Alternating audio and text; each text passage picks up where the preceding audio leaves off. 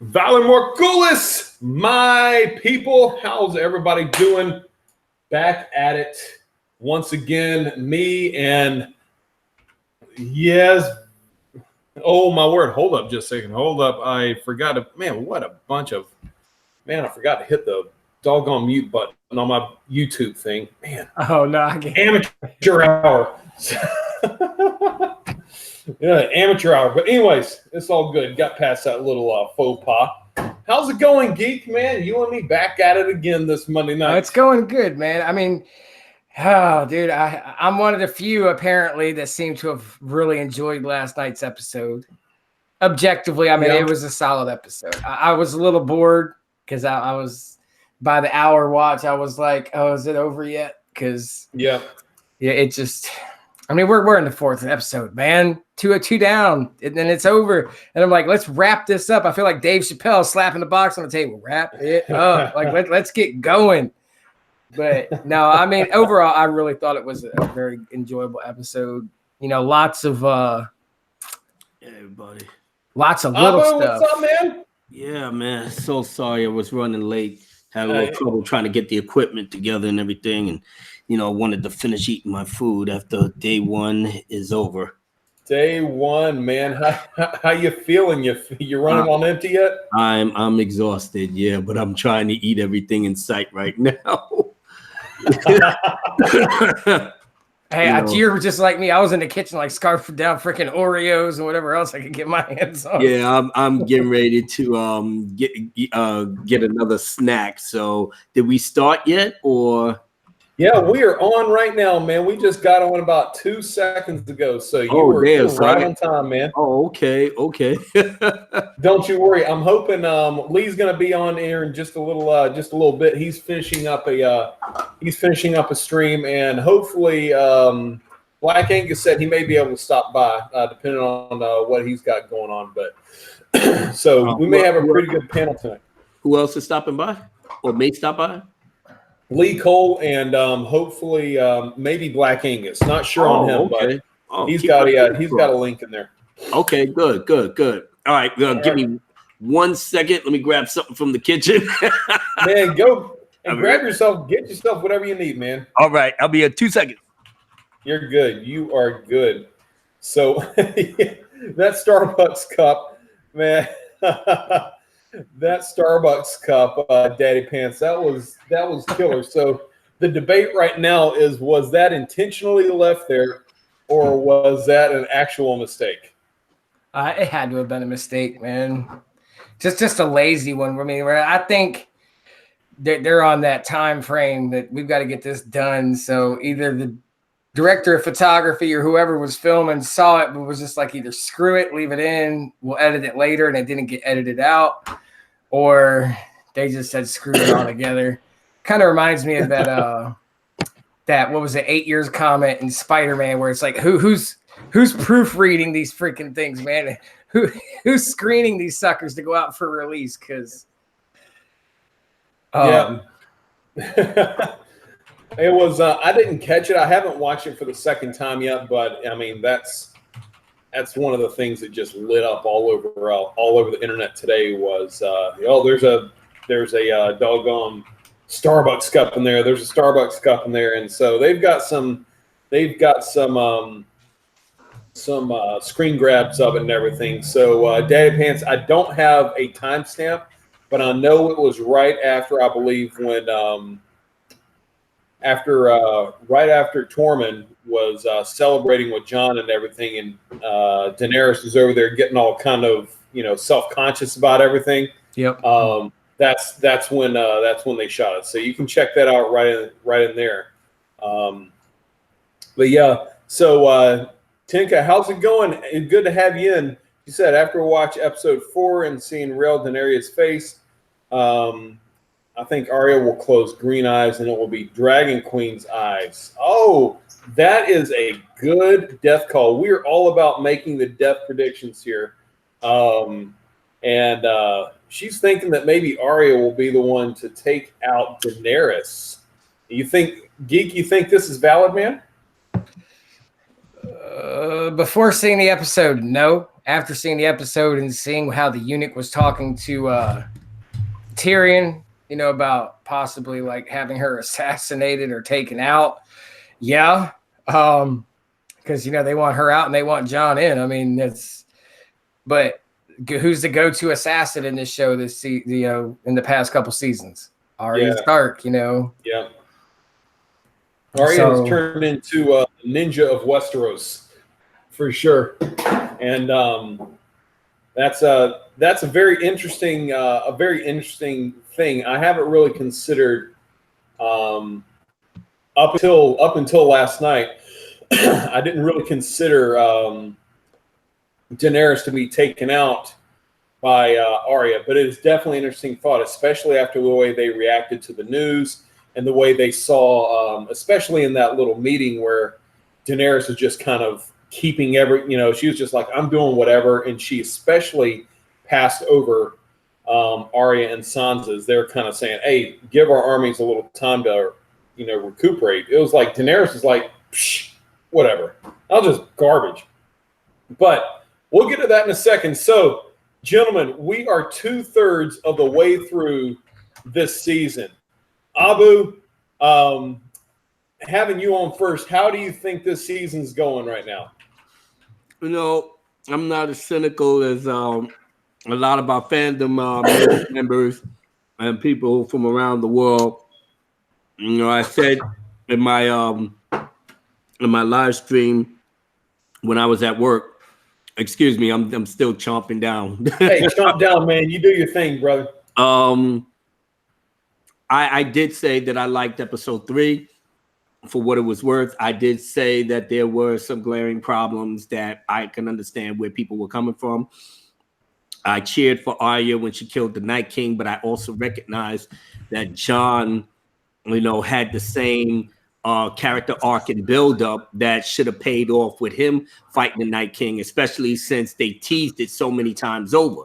Mm-hmm. I hear what they were saying in the inside the episode. I didn't necessarily not agree with it, but I looked at it as to say, you know what? They had discussions with George R. R. Martin about this. I'm not calling them hacks just because. I'm saying that whatever choices that they made, if they sat and they went over certain big plot or key points to end the series in as they tried to end it in the same line of the books, if George R. R. Martin is supporting these guys, then obviously we're seeing something that maybe the author himself may take it in that direction. He may change up a few things in here, but they did talk about the major plot points. I in no way, and I said this before, I am in no way thinking that maybe the White Walkers was not out of the picture yet. I was hoping that the little theory that I had with Bran, with him being touched by the Night King, would bring him over to that side, but it don't look like it's going to pan out, especially behind this episode. I mean, Cersei is geared up to be the badass bitch that need to get taken down.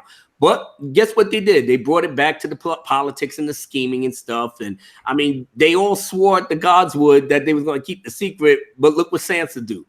Sansa go over to Tyrion and then spill the beans. You understand? Man, she didn't even wait for like 10 minutes, man. They did, like 20 minutes. But she was actually trying to wrestle with that shit. And then, but the more Tyrion kept harping on how good Daenerys is going to be and blase. Sansa's like, I'm over that bitch. I'm totally over. I'm not feeling her. She basically said that the North, you're committing the Northmen to a battle that they're not really that ready yet. She said to give it time. Danny is like, yo, fuck a time. I gotta do what I gotta do. I mean, come on, Cersei up there on the Iron Throne. I think I know why she wants to speed this up, because she just brought Jorah, no Theon, the Dothraki is out of here. Dothraki is out of here. Half the Unsullied is just limping along. So she's almost like, look, I got 2 dragons. I got half the 4 things, combine it with the North. Let's get this shit popping. Come on, let's do it. Rah, rah, rah. John is like, yeah, baby, I'm with you, honey. It ain't no problem with me. Sansa and Arya looking at her like, bitch, are you for real? So I can understand how Sansa was feeling. She looked at Tyrion and she was like, you know what? I better hit Tyrion on to the dirty little nasty Stark secret that we got. So hopefully, if I put it in Tyrion's ear that Jon is the rightful ruler of Westeros, maybe there's another way we can both have what we want. And maybe she threw in a little thing. Maybe our marriage could work out. Wink, wink. So Tyrion's like, you know what? I'm gonna put a pin on that, mama. I'm gonna put a pin on that. We're gonna come back a little bit later. Meanwhile, he goes over to Varys. Yo, Varys, baby, what's going on? What's up, Tyrion? Yeah. Listen, I know I like my queen and all, but check this out. I got a little something. I got a little story to tell. He did like Biggie Small. I got a little put a little chair up. I got a little story to tell. So he tells the story. Varys is like, you know what? I'm kind of feeling that, my man. Well, you really you really think Jon? Hey, listen, I'm up here running around with Daenerys. I'm seeing the looks that she had in her eyes. Remember in the little thing with the Starbucks cup and all that? Yeah. Shout out to Starbucks. That's a great ass product placement that you did. I like that shit on the low. On the low, I'm feeling that. By the way, tonight I'm officially starting a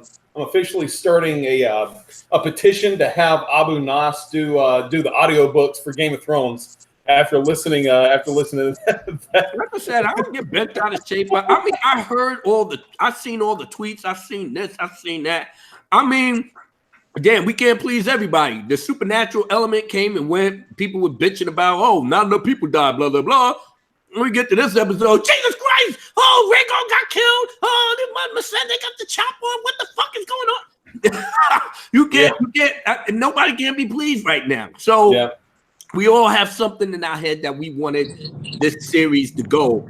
And I try to keep reminding people, you know, George R.R. Martin says that he likes to crush the souls and have readers, you know, just really balling on their seats about their characters. He's infamous for this type of shit, you know? Yep. I'm thinking off the Rice is like going in the same things, but we are conditioned in a way in which if we follow a series for 8 goddamn seasons, we have a right to see certain payoffs that follow more in our head, that the clues were already placed in there by the writers. The logical thing is that you're following the clues. Why don't you pay off for the things that you actually put down? So when they don't do it, like they did with the Night King and Arya, like I said, I was invested in the story. I cheered for her. But the other side of my brain said, what about Jon? They brought him back to life. You got to pay him off too. So whatever they're going to do, hopefully it has to be more epic than what the letdown was in episode 3. Here in episode 4, now you got the backstabbing and the scheming and the blase blah. And what's happening? You know, Daenerys is sitting up here paranoid like a motherfucker. She's sitting up there hearing Jon is like a fucking Reagan. He's almost like Ronald Reagan. You know, the greatness of the governor. You know, now all of a sudden she looks at Tyrion. Tyrion is buddying up with Jaime. They having drinks and shit, and she looking like, what the fuck is this? Nobody paying no mind, and that's the problem. Hey, Abu, I just wanted to say, I'm not sure if y'all addressed it, but I fucking loved Melisandre getting her head cut off just so all the SJWs could start taking to Twitter shrieking. They did. The black one. Oh my god. They did. I don't even call her technically black. She just from a Polynesian or something. I don't know. But I said that Dany is not conditioned, and I try to tell you this. She's been like 5 or 6 seasons in Essos and Marine and all these other. She's basically been a beggar all the way up till she got the Unsullied. Then she started popping off with the second sons. But all the while, she didn't know nothing about politics on no level, none. Yeah, she wasn't paying attention very much. It's a whole new ball game. It's a ball game that people remember her family and all the grimy shit her father did, and then the history of the Targaryen.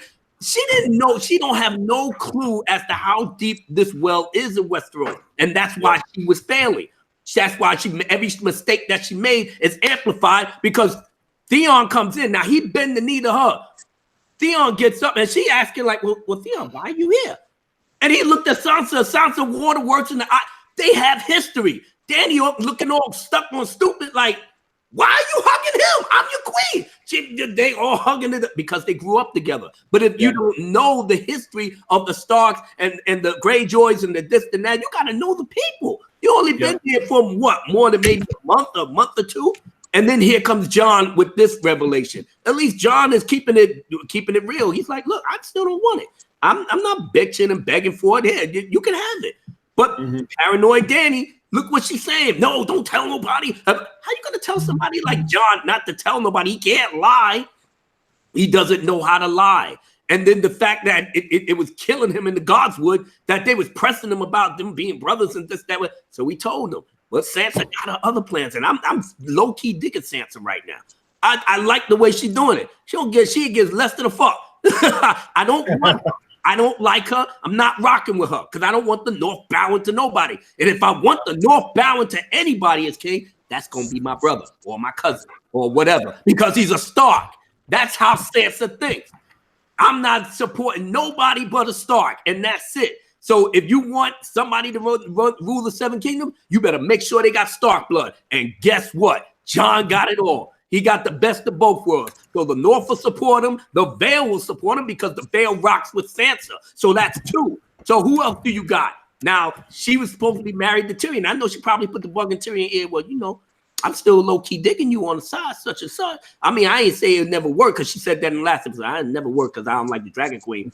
But if somebody else was to get down and maybe me and you can hook up, bing! Lannisters. So Vale and the Starks. That's 3 kingdoms right there. That's 3 right there. Now she made Gendry's Lord of Storms in. All you gotta do is get Arya to go back to Gendry's like, hey baby, you know what? I said I was nobody and I wasn't a lady. I'd probably change my mind. So they get hooked up. Dang, Storms in. Nice. Hey, let me go ahead and take this time first off. Good, man. Since you've been preaching to us, man, as always, you are the reverend of anything nerd, man. I got Black Angus and Lee Cole came on, man. Guys, thanks for coming on. Lee, how's it going, brother? I hadn't seen you in a hot Chinese New Year, man. Oh man, I've been in all sorts of places, just jumping around. Geeking this guy to see me in a couple places. I've been doing some things with pop culture. I want to say hey to Abu. I've only been on a couple of streams with you, brother. So yeah, God bless, man. I'm good to see you too. I know there's another gentleman. I don't think I've met him before. He got the Groot thing going on. Yeah, he does, man. He brought Groot out. Freaking. And if you watch him closely, they both do the same pose. No, but that's cool though, because Groot is sitting up there like I'm his bodyguard. He getting this little smoke on. I'm going down the floor. Not to mess with me, boy. That's my deep thought Groot, man. He's my Yeah, I'm feeling you on that, bro. Give me one, shoot. Got me on insecure and shit. No, I'm digging, man. Lee, how you liking so far before we get into the breakdown of the actual episode? We're 2/3 of the way through this season, man. How are you feeling? That's going to be a very low question, and hopefully Abu doesn't hate me for this. If you see brother, it's all love over here. You understand? I mean, everybody can have a different opinion. I'm just not hardcore with it, even though I love Game of Thrones, but I'm not, you know what I'm saying? I don't just get bent out of shape of that. Only Star Wars I get bent out of shape. I'm talking to you punk ass Ryan Johnson. Yeah, only Star Wars I get bent out of shape behind that. You heard it here. You guys make sure to retweet this, tag at Ryan Johnson so he can just see that one little clip. But I'm going to say, honestly, I felt like this whole season was garbage. I was not feeling episode 1 because we already had context, but I gave it leniency because anyone who's Game of Thrones fans know the first episode of any season is always the cool down point. You got people talking, you got stuff being set up. So I'm like, all right, that's cool, whatever. They're talking about things are happening, things are moving around. The Starks haven't been together. That was a nice little reunion, yada, yada, yada. Episode 2, I remember nothing of except for Arya had sex. And nothing else. I know you went to the important stuff, didn't you? And Abu's laughing, you know, brother, there's not a goddamn thing I remember from that episode. Me and PB talked about it. I did a late night stream called Game of Thorns, and and I just highlighted it. I was going through the episodes, and we were thinking about it, and I go, dude, episode 2, what did you like? And we both got quiet. There was like a 5-minute pause, and he goes, the horses. And I said, yeah, the horses. I don't remember anything. And Arya having sex. That stood out. Other than that, I do not remember the plot, what was going on, who was talking to who, nothing. It was very unrememberable. And then I get to 3. Oh my God. Okay, Abu, I can take some of the points and I understand where you're coming from and I see the hypeness and I respect that. But the longest night, they should have called that shit the longest you can't see nothing. I had it on my flat screen TV, 32 inches, 4KD. You can see sweat coming off the brow of someone after they got done with a sword fight and couldn't see a goddamn thing. And not to talk about the camera angles, okay? You show me half of a little battle here, and then they just jump to another battle. I'm like, oh, I guess Jordan's getting messed up. Nope, can't get invested in him. They jump to another part of the castle. Mm-hmm. And I'm looking in the cellar, and I'm like, you left us last episode with all these people in crypts, so you know the undead is coming out. How the hell did they run that fast? Yeah. How were they in the middle of crypts, and then all of a sudden people hauled ass, and they're all like dead is running past them and stuff, and doesn't notice them. And then Arya. Okay, now I understand that people were like, oh, it wasn't expected. And if you want to go with the argument that Arya could have been the one to kill the Night Queen because it was foreshadowed in a previous episode of Game of Thrones when she was a kid, and the Lady Red had said, you are going to kill someone with green eyes, I think it was like brown eyes, and then blue eyes. Okay, you can make that leap. But this isn't a case of being mad about who killed the Night King. It's a case of the execution in killing the Night King, okay? She does a Michael Jordan jump over what I assume is like 50 Nightwalkers. I know. She did that Michael here, the Jordan mid-switch. Exactly. She 10 times past what I assume is like from the key. She was from the top of the key. I know that she got close because you see the hairbrush. Yeah, and then one of the light walkers was like, "What the fuck is going? Oh shit!" He looked up. He said, "That's that super bitch right there." She said, "Yeah, imagine her doing that Jordan spread where she's got her tongue out. She's." You know what I'm saying? They already got T-shirts. They already got T-shirts out there with Arya with the Jordan logo with the. I said, that's what I'm talking about. My girl is getting endorsements and all that. She gets caught in midair, and here's the inconsistency with killing the Night King. Okay, if you guys remember the battle, I believe it's Harmhearth or something like that, right? Where the wildlings got overrun. There was a female, because me and my mom watched this just so I had context. There was a female who got grabbed with the Night King by the Night King, and she did the same exact thing that Arya did, and she drops her dagger and then tries to catch it in the other hand and stab him. He caught the blade and shanked her, then turned her undead, and she's sitting at the end, and Jon's looking at all of the people that are turned into White Walkers, and she's in the front. And it was like, kind of like, you tried to psych me out, and now you're part of my army.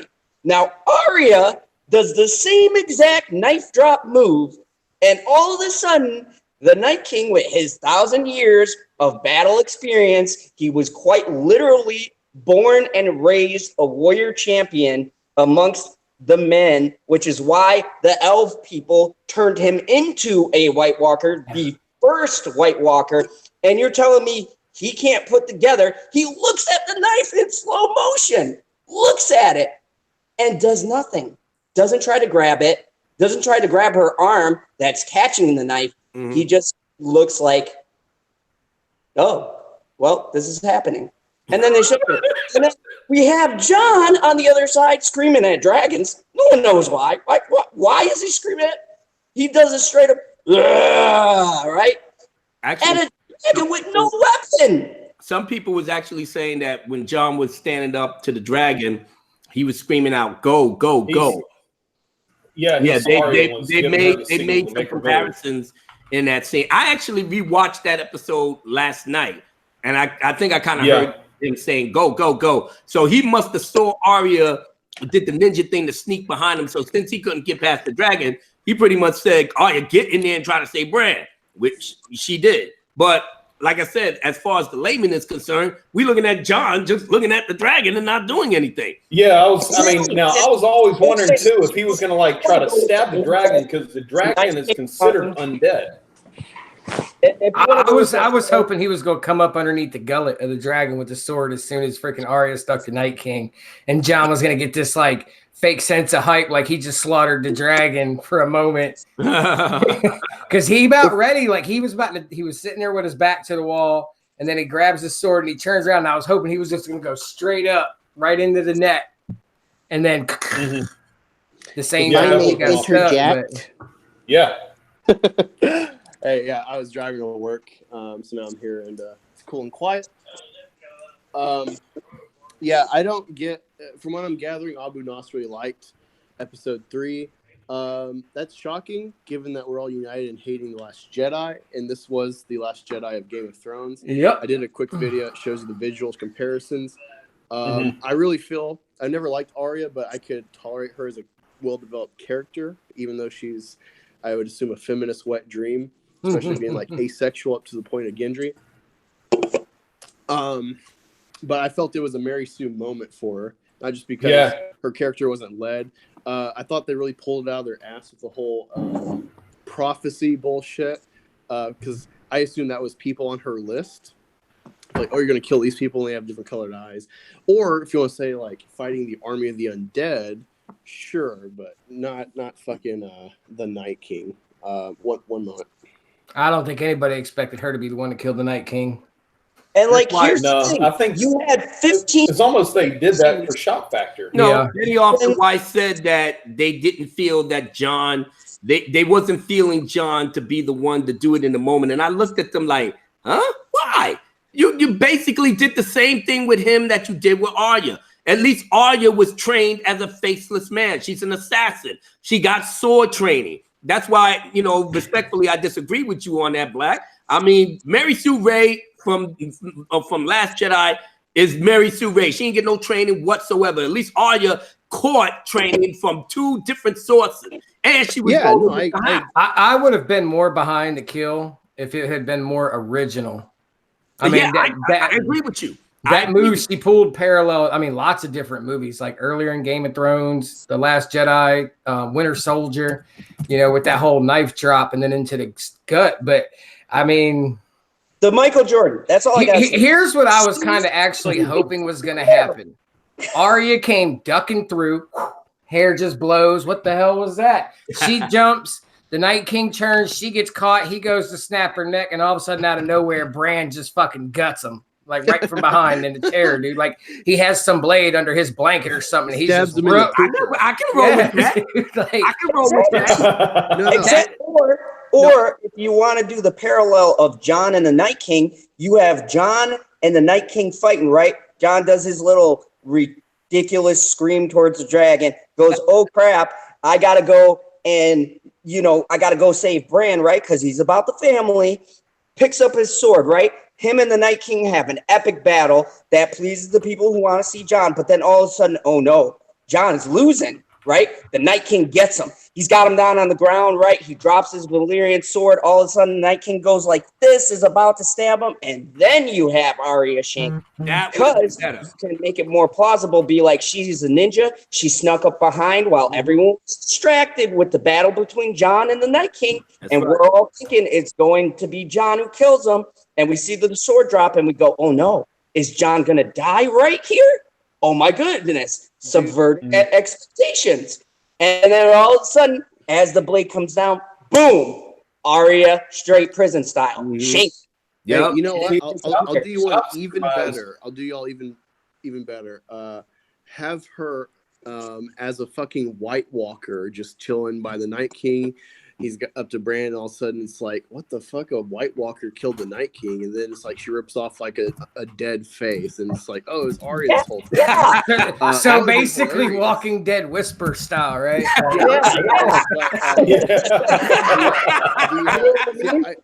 totally disagree with Lee. I really bought the first 2 episodes. And Angus, I did too. this is my problem. It's not that I feel like the quality has gone down, well, maybe immensely compared to other seasons. That my issue is the camera work from a technical standpoint.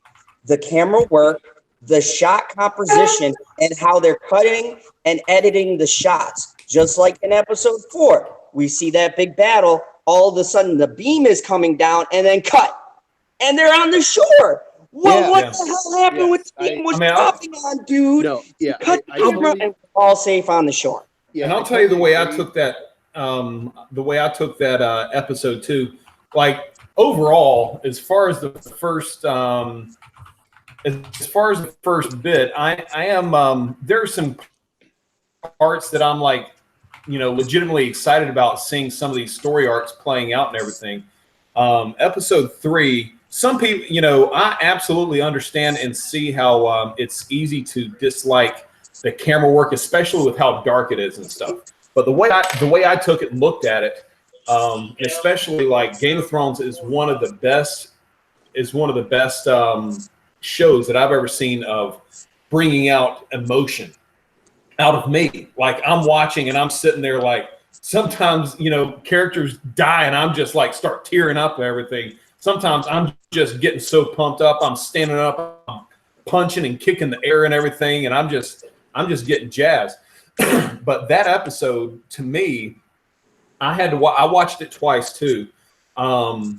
It showed me like the point of view from a soldier in Winterfell. It was like they can't see anything, and there was an impending sense of dread in me when I was watching that episode because I don't know what the heck is getting ready to come out of the darkness to get me. Yeah, it seems like that they're getting ready to fight, and they've got like a 3-second battle over here before they cut to the Red Lady, before they cut to the Hound, before they cut to Jaime, and everything along those lines. And that's illustrating to me, number one, it was just they can't see shit in there. Number two, there's a crap ton of people coming to kill them all at the same time. And so, but I understand both sides of it. I'm sitting there, paying $14.99 for HBO, I'm doing the same. and they can't even give me a halfway decent shot to be able to at least watch what's happening. But at the same time, it did bring out some emotion of like real, I wouldn't say fear, but it was suspenseful. It was very suspenseful. I feel the absolute same way. I don't know what it was in terms of the lighting and stuff that I got into. Because, for shits and giggles, when I heard all the bitching and moaning and complaining about it, blah, blah, blah, I said, because I didn't really have that problem that everybody was having. I mean, my screen is 4K. I got 70-inch. So I'm, I got the lights out. I turned up the brightness just a little bit. I was fine. But I couldn't do it, man. I couldn't find a way to watch that shit. Yeah, so like everybody don't have the top tier shit. Some people might be looking on it on their tabletops or what have you. I get it. So I'm watching this, and after I heard all the complaints, they was like, "Oh, the Lord of the Rings did it." They were supposed to be saying it was better than Helm's Deep, or no, it was longer than Helm's Deep, and Helm's Deep did it better. I put on Lord of the Rings. I went into Two Towers. I got the Helm's Deep. That shit is dated. That shit is dated. Nah. I mean, it's still good, but I it's can't dated. agree with that.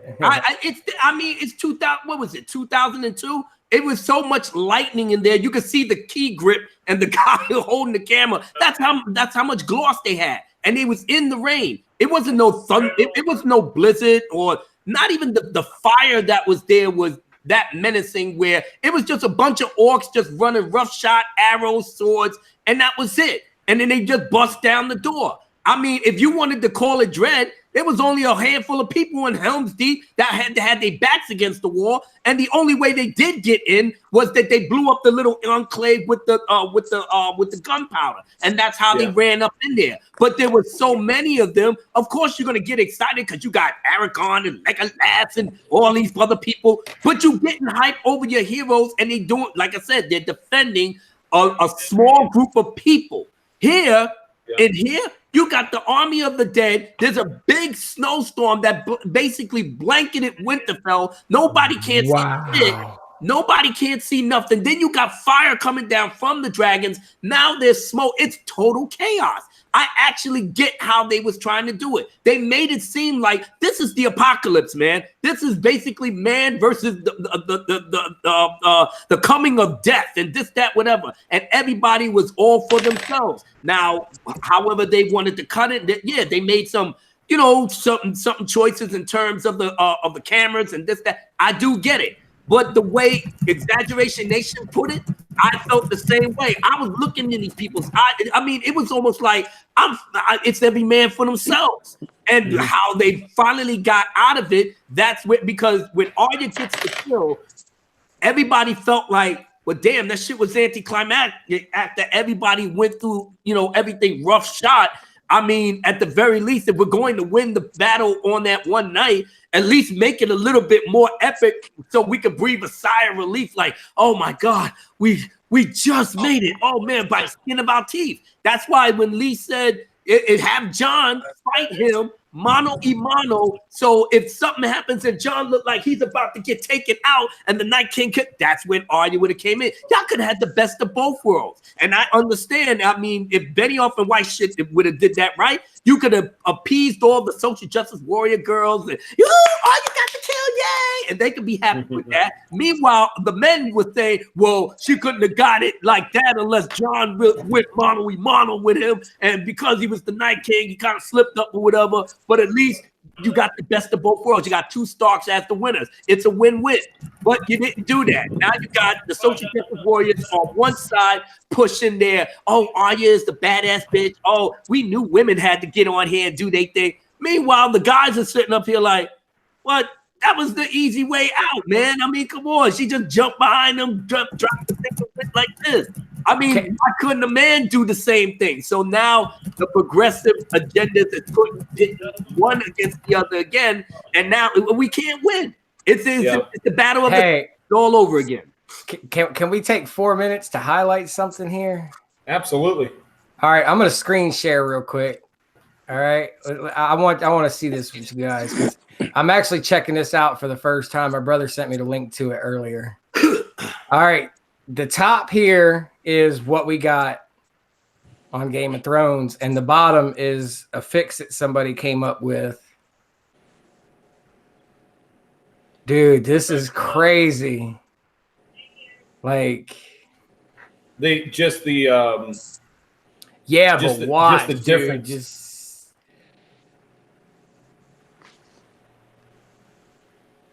Dude, that's a big difference in being able to see them, especially running back. Yeah, but wait till you see these hordes. Like, oh, I know exactly what you're talking about. Yeah, that messed my head up when I saw them. Oh my goodness! This is the first time I'm actually seeing the White Walker horde. But they had a beautiful shot of them. I think when the fire was lit. Yeah, and they was running into Winterfell because the Night King. That was a cool shot. Yeah, the Night King blew a hole in the thing, and there was a pan shot where Jon was on Rhaegal, and then they came rushing in. But I love the fact that the sky was blood red. I can't get over how much I love that imagery. That the sky, that like the actual sky is red with blood. You guys ready for this? That just signifies to me that, oh shit, this is. Look at that shit. Look at that difference. Yeah. Now I think the second time that I watched it, from what I saw, I think HBO actually did it on their own and made it Here lighter. It comes, dude. Let's see these boys running. Watching intently. Look at that shit. Holy crap.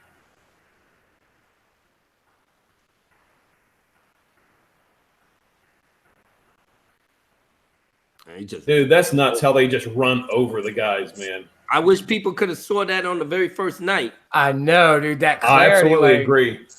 I absolutely agree. That was crucial. Now I'll go into this because I want to go into the this past week's episode for sure. Me and Geek were talking about this a little bit before we went in, and I have overall I have enjoyed this season a little bit, but I don't think that it's met the grandeur that they've had 2 years to write this freaking season.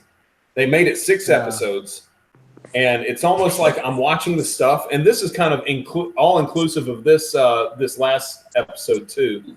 I almost feel like they've rushed some of it. Mm-hmm. You know, dude, did you see that army behind her on the ground, man? You couldn't see that in the original, man. It was like just millions of undead. Just oh yeah, yeah. Jesse, for me, I feel that they had 2 years to write this with only 6 episodes. I was worried it was going to be going too fast, too much stuff crammed in. But as much as I totally disagree with Lee about the first episode, I think they were really one episode cut in 2, and they really put a lot of work in play before the Battle of Winterfell. Of like, wow, there's still political intrigue going on even with our heroes, and putting them at odds, especially with Samwell and John and Daenerys and Sansa. Yeah, I totally agree with you on that. But I really got into that. But yeah, there's just so much. Now you have this huge battle you've built up for seasons, especially from into season 4 up to now, where it's like this guy is the looming threat. This is what really is what should be overshadowing the petty nature of man fighting over a seat in the South. This is, and I think they really botched that. You could have the best of both worlds with that too. Yeah, Game of Thrones was built on the politics and everything else. You went through 5-something seasons. The supernatural threat was there, but that was a slow burn. Most of the things that you saw, that we all got into, that they won all these Emmys and this and that, it was all behind the politics and the scheming and stuff like that. That's what it was built for.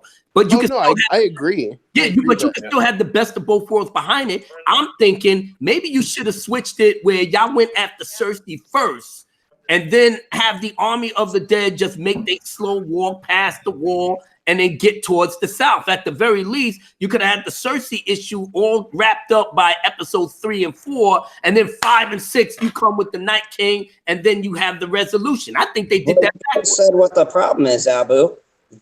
My whole thing is that the Night King battle, at the very least, you could have cut episode 2, because as I said, no one remembers what happened except for Arya had sex. Yeah, there was 10 minutes of highlights, pretty much. Lee, in that. Also, you had like everyone getting set up with the impending battle, and you had the plan initiated for the impending battle. You could have easily made that like a half-hour thing out of an hour and something episode, and then had that episode leading into episode 3. Like have the beginning kind of towards the end, leave it at some kind of a cliffhanger where like maybe you stop where they're overrunning everything, and then extend that battle in episode 3 to make it feel as if it was longer. I think that whole battle was crammed into one episode. Well, the cliffhanger in 2 was oh my god, I'll have to. You're good. Do your thing real fast. I look at it like this, dude. Season 3 was a shit show. And I only say that mostly because the first 40 minutes completely detracted from the rest, because I was already pissed off by the 40-minute mark, and I just didn't get the rest of what was happening. And I mean, like, I'm a tech aficionado, dude. I was rebooting cable boxes, resetting TV settings, I was going to the nines trying to fix this so I could at least make it somewhat decent to watch. Yes, sir. And I mean, I have 4K 60-inch TV, HDR. I paid for freaking 4K cable, and like last night's episode of Game of Thrones was freaking looking mint, man, 4K. And then I'm looking back, and I mean, the blacks itself, it wasn't just the quality. It was just their range of blacks was so mixed, and caused such a bad problem with the little blotches and splotches. But it killed the rest of the episode. So I'm really hoping to go back and revisit it and hopefully maybe gain some kind of with the stuff that you've seen that you showed us now, with a different spin on it. It fills a void. Now I can actually visualize in my mind what's happening and what I'm seeing. And maybe give it a better evaluation. Because like last week, Exaggeration made a good point about the Hound with the fire, and I didn't even pick up on that. I'm just sitting here pissing a bitch because I'm like, the Hound is pussying out. But now I know why. I didn't correlate the fire to his fear. And then, so that makes a lot more sense. So, I mean, in hindsight, the episode is actually getting more resonant in my mind to be able to give it a better and more appreciation and consideration. And I'm telling you what I'm liking about this too is that all of us. It was just choices that were made structurally. Okay, I was in the military. I don't talk about it a lot, but when I was looking at it from a tactical sense, you never send your cavalry, especially your bulk of what you've been using for 7 seasons as the heavy hitters. Daenerys has never sent them out first. You can watch any episode. She's always put the Unsullied first and then sent out the Dothraki as backup. You're telling me she's going to take her strongest fighters and charge them in? And I understand there's an urgency because it's a special situation. It's the undead. It's not like fighting a normal army.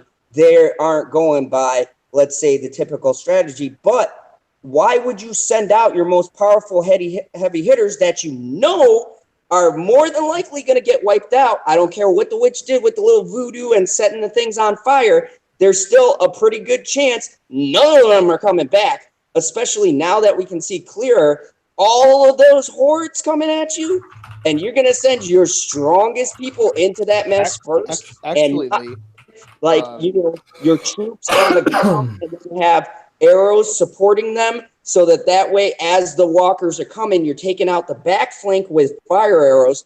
You're holding back the front flank with the Unsullied, who are skilled military fighters. The Dothraki aren't skilled military fighters. They've proven that several different seasons. They are brute berserker type warriors. They will literally kill their own people who get in the way. So they're not ones you want to put in a tactical situation to go, okay, here, guys. You know, they were probably slaughtering their own people, not knowing, because you can't see a goddamn thing in the snow. They're probably like slaughtering their own people going, oh, is this a White Walker or is this my dude to the left?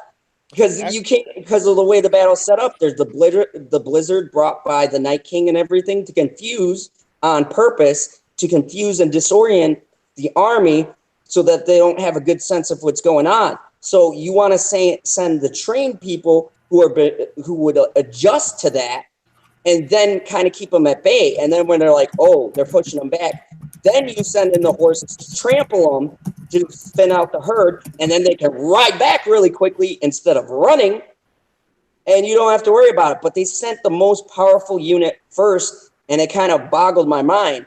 And then the dragons, like, I understand there's a snowstorm and stuff is going down. It's really hard to fly in the air. But really, John, really, Daenerys, did we not have this in prior seasons with the generals sitting on top of a mountain going, do you think we should go in now? No, they got it. What about now? No, they're doing good. And then Daenerys flies in, Lee, and starts doing the fire. And it's like, bitch, what they did. Let me interject on that one real fast. Slaughtered. You're telling me you could do a fire run then and be like, okay, here you go, boys. Here's a clear path you can see. Nope. She waits till they're damn near the castle before she goes like Tom Cruise and jets in and starts setting shit on fire. And it's like, needed Tom Cruise in that type of fight. And it literally played to Daenerys. If you link up the first half of Danger Zone, it goes right into where Daenerys was like blazing the fire. And I was laughing. I'm like, no way. And it's like, it's not so much. I'm not on board with what other people are saying, because like you said, Abu, this is the final season. So everyone's got a different expectation in their mind of where they think they're going. And I understand that frustration. It's just from things that they had set up previously, how smart people have been it's like common sense went out the window and no one's directing these troops anywhere. And you got the people who are supposed to be directing their troops sitting on a hill talking about, I don't know what, because I can't imagine what's more important than, oh shit, the Night King just like slaughtered the first couple of our ranks, and he's like right at the gate. And tell me, how come the Red Witch could light up them swords like lickety split? She had them bitches like lit it, and I agree, it was beautiful. And I was like, oh crap, they got sickles with fire on them. It's about to pop off, right? It gave you some sense of hope though when she did that. And my thing was, at looking at him objectively, to be honest with you, whether the Dothraki went in there first or the Unsullied, it would have been the same thing. They would have got overrun. There was too many of them. I think for the purpose of the visuals, I got into the flames going in there, but once they got snuffed out and all the lights went out, I like the fact because it told you in your head that these were the strongest guys going in there and they just got wiped out. So that told me, number one, they wasn't as strong as you thought they were, or that the army of the dead was just too overwhelming. And then when they finally made that big push through the lines where they just pretty much ran over the Unsullied, there was just too many of them. And then just to fight them off, where these are not like warriors that do tactical battles and do the little stick. These people are flying overhead, jumping on you, gnawing on you. The total chaos of it all was just ridiculous. And just the fact that most of these people that was on the ground, they had their battle plans, but that shit went right out the window when you saw the sheer mass of dead people running head first into you. And they wasn't feeling no pain. Yeah, Lee, I was going to address a couple of things with that that I did buy or that made sense. Melisandre, she lights up the aurochs really fast for the Dothraki, and that was under no duress when she was doing it with the trench. It was like, holy shit, the dead are like right by me. This is what the Lord of Light sent me. Now I'm facing it like feet away, and everyone's dying around me so I can light this trench. So I mean, even if they didn't do it as well as they should have, that was like, it was that, and they're trying to make you think like, oh shit, they're about to overrun the goddamn trench. Yeah. But also I saw them. Shit. Also with the Dothraki charging, if you remember when they fought the Lannister army leaving Highgarden with all the money, Lady Tyrell, she kills herself and tells that she killed Joffrey with the necklace and all that, and poisons herself. And then they're like leaving with all the money and the riches, and then all of a sudden they form ranks when they realize the Dothraki are coming. It's the Dothraki that lead the charge. And then Daenerys, I think, lights them up or sets behind them or their back half on fire to keep them pinned. So she's used the Dothraki before as the element of surprise, or the leading force. So it's not actually out of character. And the other reason why they did it was to show you oh, she's been so confident in Dothraki.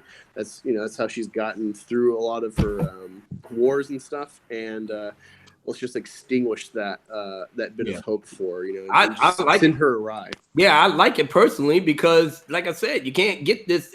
Like I said, you got the bigger army, you got everybody there, but this shit is not going to be easy. That's the other reason why I was low key digging, the fourth episode.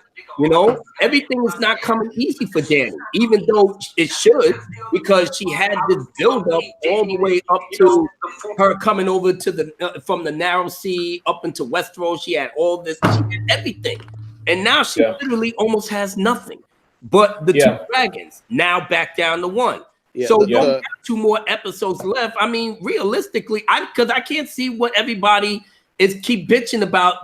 That they're not going to make it easy for this girl to get the Iron Throne. And then myself personally, I would never write a story to build this girl up just to make it easier for her to wipe out everybody else and then win the day and then the end. George R. Martin would never write like that. And I know he probably told Benioff and Weiss, exactly how he really was going to steer this up.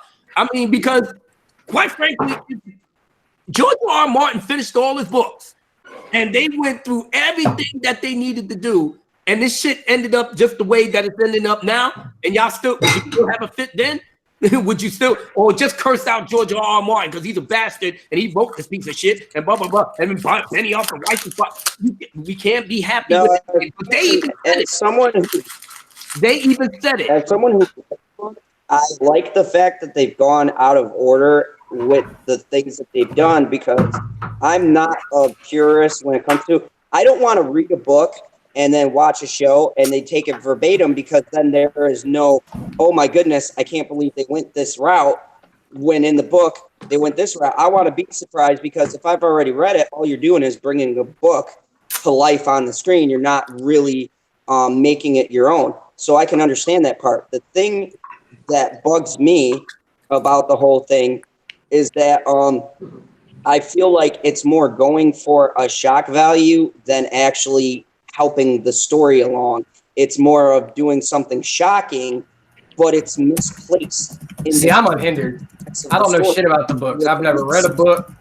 I've never read a single line out of any of the books. So I'm watching the show. I'm with you. The only reason I watched Game of Thrones as a show was because of my man Sean Bean. When he got offed on the 9th episode of the 4th season, I said, fuck this show. Well, he got Sean Bean again. Fuck everybody. And well, and then I watched the last episode and I said, you know what? Let me watch this piece of shit. And I'm just gonna be done with it. I don't give a fuck about it. I'm up here missing Sons of Anarchy and all this. I'm gonna watch a real show. And then the dragons were born. I'm like, oh, well, Hey, wait a minute. Let me see where this might go, because I'm curious. And then from there, I never stopped watching it. But then I started reading books. I started reading the books, and I said, wow, this is a lot of information to take.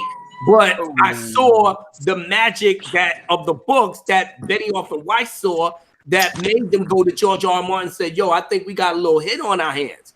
You know, I mean, George R. R. Martin is a badass writer. Well, Abu, I just want to interject and tell you, though, there's been reports from Martin himself saying that, like, he's pretty much been shoved out of the show the last few seasons more and more. So his influence is over. I totally agree with Lee, and I actually hope that there's like 2 different stories after book 5, where it's like you're watching the show. I think season 4 or 5 is where it starts like becoming Benioff and Weiss's writing off of like the guidance of Martin. I would be happy if there's 2 different storylines of like, all right, Martin has this, maybe the endings are the same, but like how you get there is totally different. The Night King is done well, etc. But going back, I wasn't able to comment earlier. Abu seems to not like Daenerys, which I love Daenerys. I feel it's going to be a tragic ending for her. I actually like Daenerys' journey myself, to be honest with you. I don't have a problem with, like I said, with the ladies. They have this misconception that us guys just hate ladies. Look, as long as it's a good story and it's compelling, I can follow it. I was definitely digging Daenerys, how she basically came from, she was Drake. She started from nothing, and then she got the Unsullied, then the Second Sons, and then she run rough shot. She told them the Marines bastard, yo, let me tell you something, I'm running shit here. Don't get it twisted. And she did her thing. Her problem is that all of this was a hero journey for her, but you're coming from one continent that your entire journey was based off on. Now you go to another continent that they know your history, they know your family history. The other houses don't fuck with you like that. They already know that they don't like your father. You already have opposition coming through. And just because you have a couple of dragons and an army, and Tyrion was actually trying to drop it to her. Listen, it's not going to be that simple with you coming up here like that. But Dany was not trying to hear it, because all she saw as she was getting into her own hype, which I don't have a problem with. And that's how I like her story even more, because it's natural for any leader that if you got like 3 gangs, like you got the triads, you got the mafia, and then you got, you know what I'm saying? You got the Yakuza. Now you got all of these 3 big mafia organizations, and they following you. They listening to you. You got your little lieutenants and stuff. You big Willie on the throne. You already running shit. So how could you not Lee, yourself that If I got it like that and these people are rolling with me, I could go across the sea and lock the shit down, no problem. And I love how this came into episode 4, where you see this chick paranoid as fuck, looking at Tyrion hugging up on his brother, looking at Tormund talking about he's the king, and everybody loving everybody in the north, and then chick over here just sitting up there with a Starbucks cup, looking like, damn, ain't nobody showing me no love, but I got the army. What happened? Let me get in on this one real fast, because especially this last episode highlighted 100% Daenerys. You know, she's falling apart, and this is like I've called. I don't think she's not gonna take the throne, in my opinion, and I think she's gonna die in this series too. I don't think she's gonna actually live. Her undoing, to me, though, and this is where we're seeing this is she is too Targaryen. She's too much Targaryen. Everything that she's trying to do is just a claim on her name. She's like, it's my birthright. It's my birthright. So she's going around getting all these things. But she's been saying this since day one, Jesse. Yeah, but she gets in day one. She ain't changed. Oh, she hasn't changed at all. But see, the thing is, she spent most of her life, like you were saying, overseas in Essos, taking over everybody over there. Then she gets to the north where people don't follow names. They follow respect. You know, you've got to earn up there, man. You can't just pop in there and say, hey, I'm Daenerys. And there, you know, first thing John comes in is like, hey, remember when your dad burned my uncle and my cousin alive, or my grandfather alive? Remember how you're telling me to bend the knee, but your family didn't exactly treat my family with respect. You killed all my people for no reason. What did Randall Tarley say? He said it dead in the face. He was like, because he said, well, Tyrion was like, well, listen, man, bend the knee. Was like, fuck all that. I know your sister is a monster, but goddamn it, she was born in Westeros. Goddamn, she's been here. Blah, blah. I don't know you. You came over the seas and bringing units, and that's how we got there. That's the type of people that lives in Westeros. They follow history. They follow people that was born here. I don't care about your Targaryen name. You wasn't even born here. You was born in Dragonstone, and then they shuffle you off across the narrow sea. You ain't touched Westeros. Not in your life. Abu, one of the things I was going to say about the show, you're talking about feminism and all this. The show has always been about, I would say the two main characters are Daenerys and Cersei. It's, you know, it's a story of two mad queens, I would say. And we've been following it. It was, I would say definitely the first 2 seasons was mainly supported by, the diehard fans, mainly men, the chicks that were, with their guys watching it. Maybe they got into it, seeing that there was 2 female leads, good and bad. Be like, ooh, this is interesting. And then you got Arya, and she's a little, got some spunk to her, and Sansa's this dumb princess bitch that's going to get shown those tropes don't work in Westeros. And look at Sansa's progression. Black, look at Sansa's progression. She was a pretty little bird that was that airhead that wanted that. Now look at her. Now look at my hot ass, badass redhead bitch. She's looking like Tyrion. Come, let me tell you. The other thing I was going to say earlier. I ain't putting the North in danger. I'm doing that. She learned her lessons well. If anything, she might be the one sitting on the Iron Throne. But then again, that'll be too cliche. Let's talk about something for a minute. Well, finish up, and then we'll shift this from politics to tactics. One solution I see that no one's talking about is some polygamy for Jon to marry both Daenerys and not his sister Sansa to unite the North. The SJW ladies will light you up.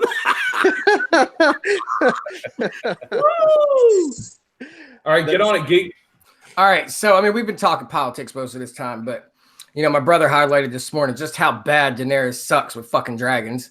And I had seen something this last episode when they shot down Rhaegon. She came in on Drogon, right, behind him and barreled down, and then they shot all their freaking spears. Well, she avoided them. Why didn't she just coast and come around the back and flank them and just burn all the ships from the back? But the bigger question my brother asked here was, how is it in the past season Cersei has managed to develop a means to kill dragons, but yet nobody's developed any kind of dragon armor whatsoever. Why is it they're slacking on the tactical front when it comes to gearing their soldiers and their dragons and stuff for battle? I mean, I would say the answer to that dragon question is when you have a dragon, they've counted on them to be what they are, and they've seen like there's nothing that can take us. So why even? But yes, there was. I mean, when they had set in episode 3 or 4 of season 7, when she rode in with the Dothrakis, and that's where Jaime Lannister was and attacked that gold thing. They had that big freaking crossbow then. I would think that they could see, oh man, there is actually technology out there that could hit us. Not just that, but look at the White Walker King when he killed the 3rd dragon with the spear. Apparently our dragons are not impervious. They have some kind of weakness. Let's jump on that. Let's develop some kind of armor form or plating. Well, to be fair, to prevent that kind of piercing from those kind of weapons. Well, to be fair, the Night King had ice magic, and that shit goes through armor like. Not to mention that dude has an arm like nobody I've ever seen. Right, he's the javelin champ. Episode with the dragons. No one has addressed the fact that if you've ever been on a boat, and I was in the Navy, I rode quite a bit of boats. I was on a small boy.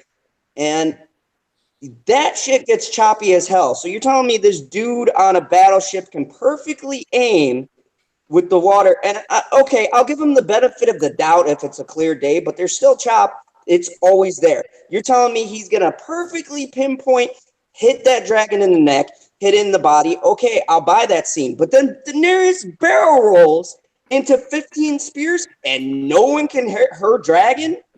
She's a woman. She goes right to the center where all the arrows are, and every single person, it's like the stormtrooper theory. Every single person misses the shot. It's like the stormtroopers who have lasers, and then all of a sudden they're facing someone, they hit someone with pinpoint accuracy, and then the next dude who's supposed to escape to advance the story gets missed by every laser. That's what I felt like when I watched that scene. She went dead into fire, and it wasn't just that one dude, Yuri, who was shooting her. It was now 15 other boats. Well, I assume they have that dragon killer gun. All of these arrows go past. I'm pretty sure one brushed past her hair, and no one hit her. No one hit the dragon. No one hit nothing. She circled around and got away. Here's the thing. You got 2 more episodes to go through. Don't kill all the dragons in one time. The problem I have with that scene, first off, though, number one, there's a navy of like 50 or 100 or 200 ships hanging out back there. She's like 800 feet up in the air. You don't just ninja around with ships not being seen. What the hell? I mean, who could not see? Jesse, have you looked at on a map of Westeros where Dragonstone is? I thought it was like a peninsula or something. No, it's a fucking island. So how the fuck do you? It's an island. How the fuck do you ambush? You can't ambush anything in 100 ships. I mean, I'm with you on the fact that how in the world, I didn't like how that scene played out. But one thing I did have to think about too is this whole thing. Any of Cersei's involvement in this episode was all about drawing the attack to her. I feel like almost like the theory in A New Hope, when all of the stormtroopers were missing or whatever, they weren't missing so much as driving the rebels somewhere. And I'm almost thinking like, now on one hand, I also agree too, why did she just puss out and fly away? She could just fly. But I mean, I watched when they were in Slaver's Bay, those dragons weren't even full grown yet, and they destroyed that entire fleet. Now she's got one full grown dragon. She can't destroy 20 ships from behind. I mean, what the hell? Yeah, because they can't shoot through their masts, man, or their sails. They'll cripple themselves. They can, but at the same time, though, I'm also thinking to myself, for the sake of the plot, why did Cersei behead Missandei? But to piss them off. Why is anything she's done? She's like, bring them on. They have half an army left. We've got the Golden Army. We've got the best navy in the we've got the best navy in the land. Bring them on. I'm going to kill this bitch queen and show her who the real bad bitch of the land is. And Well, so I almost feel like maybe they missed her on purpose just so that she'd be pissed off about her dead dragon to come and look her in the face. Well, what happened with the dragons pissing her off didn't bother me so much because they already set up earlier in the episode just how horrible she is at tactical formation and war planning. When she's like, all right, let's get ready to roll. And Sansa's like, don't we need to rest for a little bit? Your people are weary. They're worn the fuck out. They need some rest. They need to eat. No, let's get them on their shit and let's go. She's just balls to the wall trying to dive nose deep straight in this shit. And it's getting her nowhere. It's gotten her nowhere this entire season. She's lost more than she needed to because she's cocky. Mm-hmm. You know, she's power hungry and she's willing to sacrifice anybody and everything she can to get to that main point of her goal. Yeah, Cersei's doing that too. But Cersei knows how to play the long game. She's been born in Westeros. She's been raised by Tywin Lannister.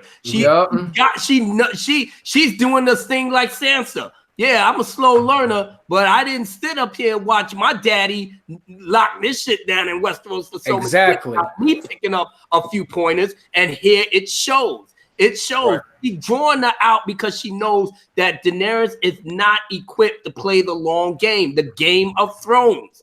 Mm-hmm. See, they let you go on your monster hunt. She did it perfectly. Like she had no intention of sending them out. She got the Golden Company. So let them wait it out. No matter what happens, they're not going to have the same army. The only thing that gave the advantage was the dragon. Now one of them is gone. So the advantage now, if everybody is even Steven. So that's why, and she beheaded. Here's the thing, Abu. I definitely agree with what you're saying, and I see the perspective, but I'm just saying my issue is the execution. Considering from the first season till now, the execution of these things and these events have seemed less convenient and more well thought out. Whereas a lot of things that they shoot seems like just too convenient of a situation. Like the right person shows up, they steer the right way, people miss things at the right time as a way to move the plot along, as where before things that happen dramatically, they made sense. Like for instance, my favorite episode of all of Game of Thrones, the reign of Castian, when they killed everyone at the Red Wedding.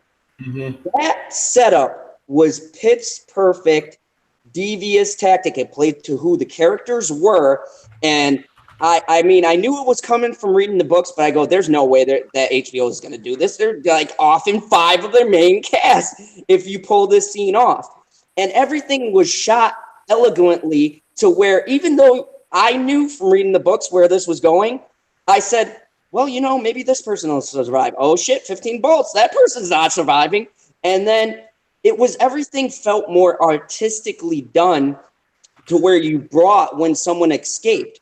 As where here, it feels a little rushed. It feels a little bit like there's things thrown in there too convenient. Like take the setup of the wedding, right? We're all in there. Everyone's thinking we're feasting. We're having a good time, right? And then the mother looks over and she starts looking. And now here's an example of beautiful camera work. It pans to everyone and we see her face and she's starting to get those motherly instincts. Like, wait a second, something isn't right. I don't know what it is. I can't put my finger on it. She looks at her son and the wife. She looks at the dude talking, saying, oh, we've mended everything. We're all good. We're all cool. This is alliance. Go. Right? And then all of a sudden that song plays. And as soon as that song drops, her face immediately looks, because everyone knows what that song in the world means and the meaning behind the song. And she looks over and sees dude with armor underneath this and he's trying to tuck it in, right? And then she starts looking around and you see the guards start going towards the doors. And you see people start coming on the ledges. And then he makes that big speech, right? And then all of a sudden, before anyone has a chance to do anything, before she even has a chance to really react, bow, 15 arrows right into the crowd. You see people dropping left and right? And she's going, oh crap, where's my son, right? And bam, first the wife gets it. The pregnant wife gets it, right? And then the son's holding her. And then he comes up and he like grabs the sword. He's like, I'm going to do something. Bam, more arrows, right? and she's hiding underneath the table because at this time she realizes it's a setup and what's going down, right? And then grabs dude's wife by the throat with a dagger and says, "Stop this right now, or so help me God, I'll kill her." And he looks at her and I'll goes, find another. I'll marry another one, right? And slits her throat anyways, even though it's not going to do anything. It's not going to make a difference, but it's like her last FU before, bam, she gets it too. And that is the difference between what's going on in this season and what's come on in the past. I feel like the editing, mine is more technical, like Geek was saying. The editing and the camera work is not leading enough suspense to where I'm really getting engaged into the battle. It's a lot of quick shots, a lot of quick cuts. And when I'm getting emotionally invested in one thing, they cut it too quickly.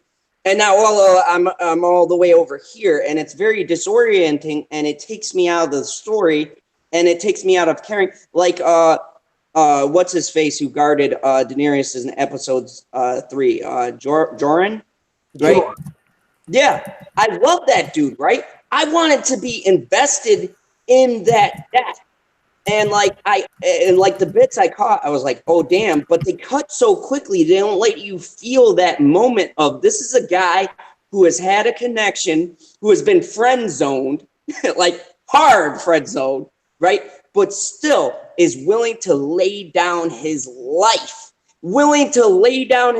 against impossible odds for this person he knows will never love him back. That should have been more of a powerful moment. That should have been highlighted more so that when you see Daenerys look and you see for the first time, she realizes the depth that this man is willing to go, where he got stabbed, like 15 times by different walker or the different whites, right? They all, right? And then that gives more gravity to that scene because you're going, this man knew he had no chance, absolutely straight up friend zone. But still, he was willing to lay down his life at the end of the day, and it adds gravity to the scene. And that's my issue, is that where's the weight? Where's the gravity? Where's the thing that pulls you in, and you're like legitimately about to be in tears because this is a man you have followed since damn near the first season, right? You've seen him go through arcs, through changes. You've seen his personal journey. We thought he was dead where he got the scale rock stuff on his arm, right? But no, they subverted us. They saved his life. And you're like, he's meant for great things. And like, here's his great moment. Here's his moment where everything that he journeyed through, all of the trials and tribulations, he beat the gray skin or whatever. He literally did the impossible for this girl. And the scene got robbed because they didn't spend enough time in it. Like, sure, the music was emotional and it was slow, but they should have highlighted it more because he was a pivotal role to Dany's journey. He was a pivotal role into helping Dany shape what she wanted, what it was like, to be a ruler. He was that counsel that was still nonpartisan, right? He was about her and making her a better character. But where's the moment? And that's why, number one, this is why I like having a panel like this, especially because everybody watched the same things and came away with totally different, ways that they made them feel and stuff. I love being able to jump into other people's shoes like that for sure. But I agree with you too. I agree with you, Lee. I don't like, because Ser Jorah was there from the very first episode when I think his first scene was whenever they were at the Call's wedding, and he brought her books he brought her books so that she could read and stuff, and that's the very day that she was by his side the whole time. But I agree, and this is where I'm a little disappointed with the writing this year, because they had, go on freaking IMDb one time and look at this cast list for this show, and it's like hundreds of people long. And I'm thinking to myself, you're going to try to bring about a full circle with all these people in 6 episodes? That's not, even as much as I love this show, I mean, like I've said before, this is my Star Wars right here. But I'm sitting there thinking to myself, even with myself, I don't like how they're trying to. I don't like how they're trying to wrap this all up, saying, "Oh, we're just doing 6 episodes this year." I'm like, you got so many people and so many storylines to resolve. Mm-hmm. You can't just cram this stuff in here. You know, make a couple scenes happen, and then that's that. You know, I mean, that's how do you feel about that scene? Don't you feel like a man who was that committed should have had more of a highlight, considering that this guy literally saved her from the very jump, right, with that scorpion thing that tried to kill her when it was in the market, and it was like, you know, you can't trust people. I mean, this dude gave her life lessons. He helped shape. If we're talking about shaping a character, he literally helped shape, even through his betrayal of Dan. He helped shape Danny's journey immeasurably. He was always that guy, and now they don't touch upon, okay, how does that dynamic change her? How does this man was literally in your life, your whole entire life, through the wedding with Jargo, and through all of these key moments. He's almost like a father figure, and you just watched him die, protecting you with the last ounce of strength he had left. And then that man, I don't know how many of them he took out, but that man was fighting still. So I will say, even though I don't think they gave him quite enough time, Play to Win, he's commenting that he had a good last moment. I do agree. He had a great last moment in the show.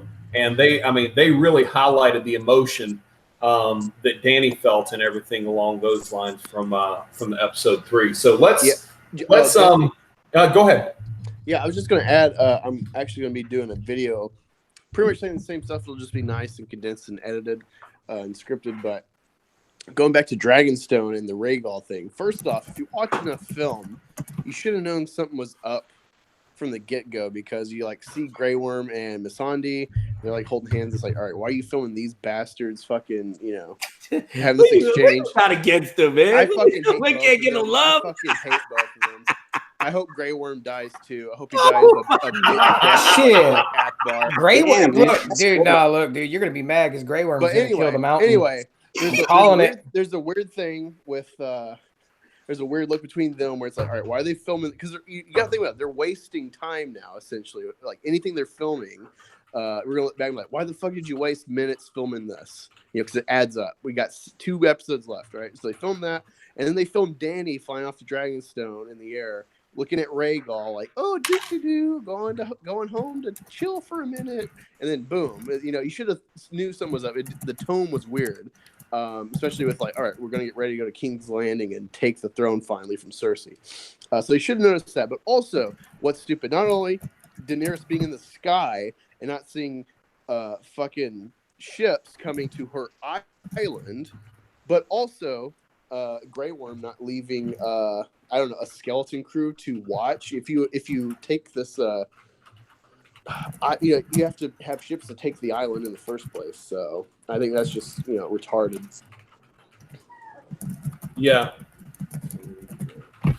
So let's so I want to figure out, you know, how do let's go down. I want to hear from everybody on the panel. Whose storyline right now are you the most impressed with? Like, following on, like, you know, do you like Sansa and where she is? Do you like Daenerys and where she is and everything? Abu, go ahead and start, man. Whose storyline are you most committed to right now? I'm actually more committed to John's storyline because I need to see some sort of payoff where you have him get killed and brought back to life. It has to mean something. If he didn't kill the Night King, which he should have, you know, because that was my preference, even though I'm not hating on Arya getting the kill, but I do agree with everybody else. It could have been executed a lot better than it did. All right, then give me something with John that makes his whole journey worth him getting stabbed up, dying, and brought back by the Lord of Light. And don't tell me it's just to place Danny on the throne or something to that effect, because that's to me is a failure. It's a cop-out. but I'm invested in John's story. Now, secondly, I'm also invested in Sansa's story because I think Sansa is getting on her little finger type thing. You know, she learned from the best. She's not feeling Danny, and whatever she got to do to not make this bitch be on the throne, she gonna make it happen. That's why she spilled the beans to Tyrion, and all that information is out in the atmosphere because you know that's gonna come back to haunt them now. Because John told her, do not tell nobody. So when the shit gets out, he's gonna automatically get on Sansa, and then that's gonna put them at odds. I actually like the way all of this is going because this is chaos and everything unraveling around them without them even knowing. This is supposed to be a straightforward thing to go to King's Landing, take out Cersei, and that's it. And look how everything went sideways already. And now when they get to King's Landing, they chop the poor girl's head off. Black Angus is rooting, woohoo, get that bitch out of here. Half the women on Twitter is just losing their minds. They are sad, they mad. Now they want Danny to burn this shit down. I've been seeing a lot of tweets where a lot of women is like, fuck that bitch, burn the shit down, burn everything down. Before, you wouldn't have known that would have came out their mouth. So I know that this turned into the Real Housewives of Westeros real quick. But at the very least, Cersei is going out like a champ. And I like I said, me, myself personally, I like that because Cersei is true to form. She didn't change. She's playing the long game. She knew this bitch was coming with her dragons or whatever. And like I said, she was afraid at first, but then she said no. What did she tell Jamie? She said, no, the Dragon Queen is here, but we got to outsmart her like father would do. She's thinking exactly how Tywin would react to these sort of things. And dare I say it, now she's baby Tywin. She's baby Tywin. She don't give a fuck. She's looking at you and your dragons and like, I'm gonna get these people in here because they'll take the first brunt. Meanwhile, we get all the scorpions and everything. Cersei's ready. She's ready to rumble in the jungle. Daenerys is going all pure rage now, and that's going to make her make more mistakes. Meanwhile, everything with Varys is like Varys getting ready to set and get her out of there because he's not trying to have another mad queen coming up in there, but it's already too late. Cersei already took her over the edge. She got no Jorah. She don't got no Missandei. Rhaegal's dead. No Dothraki or the Unsullied is cut in half, and now she's begging John to get the Northmen to come. She don't even have the Vale. She don't have the damn Storms in. She don't have the Tyrell. There's no Tyrells. They ain't got no army in the Reach. So everything else is like you're just coming in with a skeleton, hoping that the dragons will even things out, and you still don't even know how this is going to pan out. Meanwhile, Sansa, like I said, low-key doing her thing. So I'm really invested in Jon's story, but I'm not going to sleep on Sansa. Sansa got something up her sleeve that's going to materialize while Dany and Cersei is duking it out. Meanwhile, the smart bitch is coming up from the rear. Meanwhile, Arya is coming in from the other side. So you got three Starks converging on King's Landing to pretty much even the odds because they coming to get revenge. And you got to start fisting you from every end, man. You can't get away from that. But I seen this, and I said to myself, okay, I like where this is going. I just wish that the Night King issue was kind of mixed up in it because you still have to address the prophecy that Dany had where King's Landing was burnt down and this, that, whatever. And I said to myself, well, that could be the prophecy of her burning it down. And she didn't get the Iron Throne. And people are dead. And you didn't accomplish your mission. Why? Because of your impatience, and the fact that you were starting to feel yourself to the extent that you had to tell Jon, don't tell nobody who you really are. At the very least, if you love him so much, you should have at least trusted him to say, you know what? If you think I'm your queen and you're telling me this, then I shouldn't really have to worry, your sister or all. As long as I got you by my side, I'm good. That's what love is about. The first thing that came out of her mouth was worrying about whether Jon was going to take the Iron Throne. Now that he said that he didn't want it, and he says, you're my queen, and you my aunt, but I'm still tongue kissing you down, and that's how it gets down. But that's still not enough for her. And I'm scared because Tyrion is really like on the fence, and he's like, I'm trying my best to just be loyal to Dany, but in the back of his head, he knows exactly what Varys is talking about. Yo, this girl is paranoid, walking around, this, that, whatever. He told her, do not become the thing that you was trying to destroy. That's the same thing. What's his face? What did he say? Anakin? But they said basically the same thing. Do not become the very thing you saw. Ned Stark told Robert Baratheon, don't kill this girl. But Robert said, yo, kill this bitch. No, don't do that. She's a child. I don't care who she is. If you do that, then we're no better than the Mad King. That's exactly what Varys told Daenerys. Don't do these things because you're going to be like your father and you're not even thinking about it. And what did she say? Oh, all right. Well, we'll give her one more chance. And she ran right into Cersei's trap. Into it. It didn't matter if Tyrion was sitting up here telling her blah, blah. He knows his sister, but he knew how to pull her strings. That's why she hesitated for a second. He knows that the love for her children was the only thing that kept her from going unhinged. But them days are over.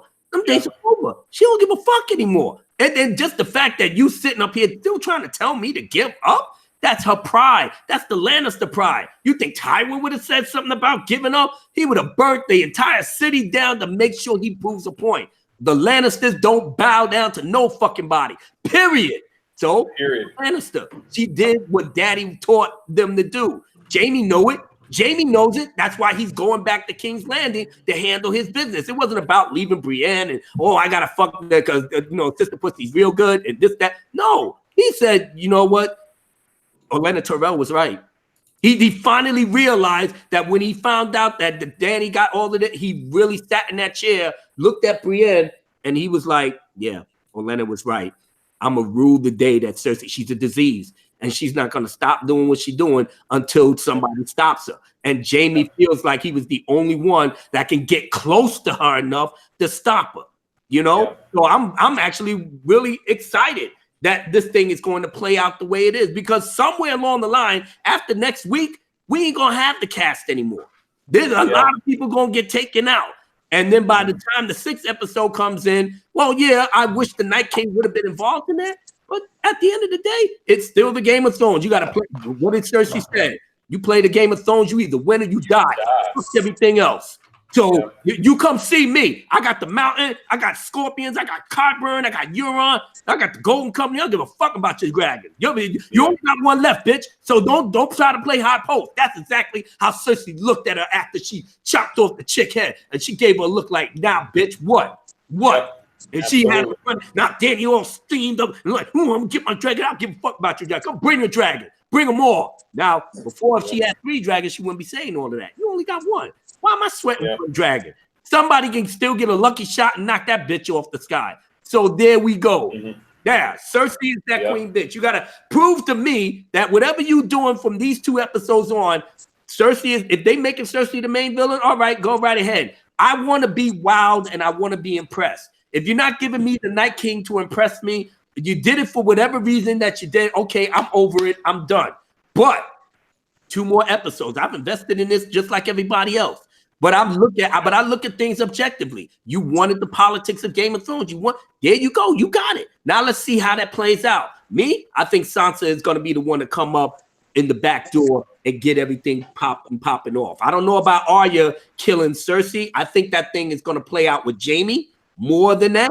But Arya's going to be making some noise too. She might be the one to take out Euron. Who knows? But Clegane, baby. Clegane. I'm looking forward to that too, man. That's going to be good. Let me get to... The whole episode can suck ass. All I want to see is the marquee matchup. Ding, ding, ding. Clegane, baby. Yeah, baby. Let me get to Lee, man. Lee, who's a character that you've been involved in and just most interested in seeing where they go from here? I'm gonna take an out of the box one, as I always do, which a lot of you people love having me. I'm gonna say the action. Yeah, absolutely. Yes, sir.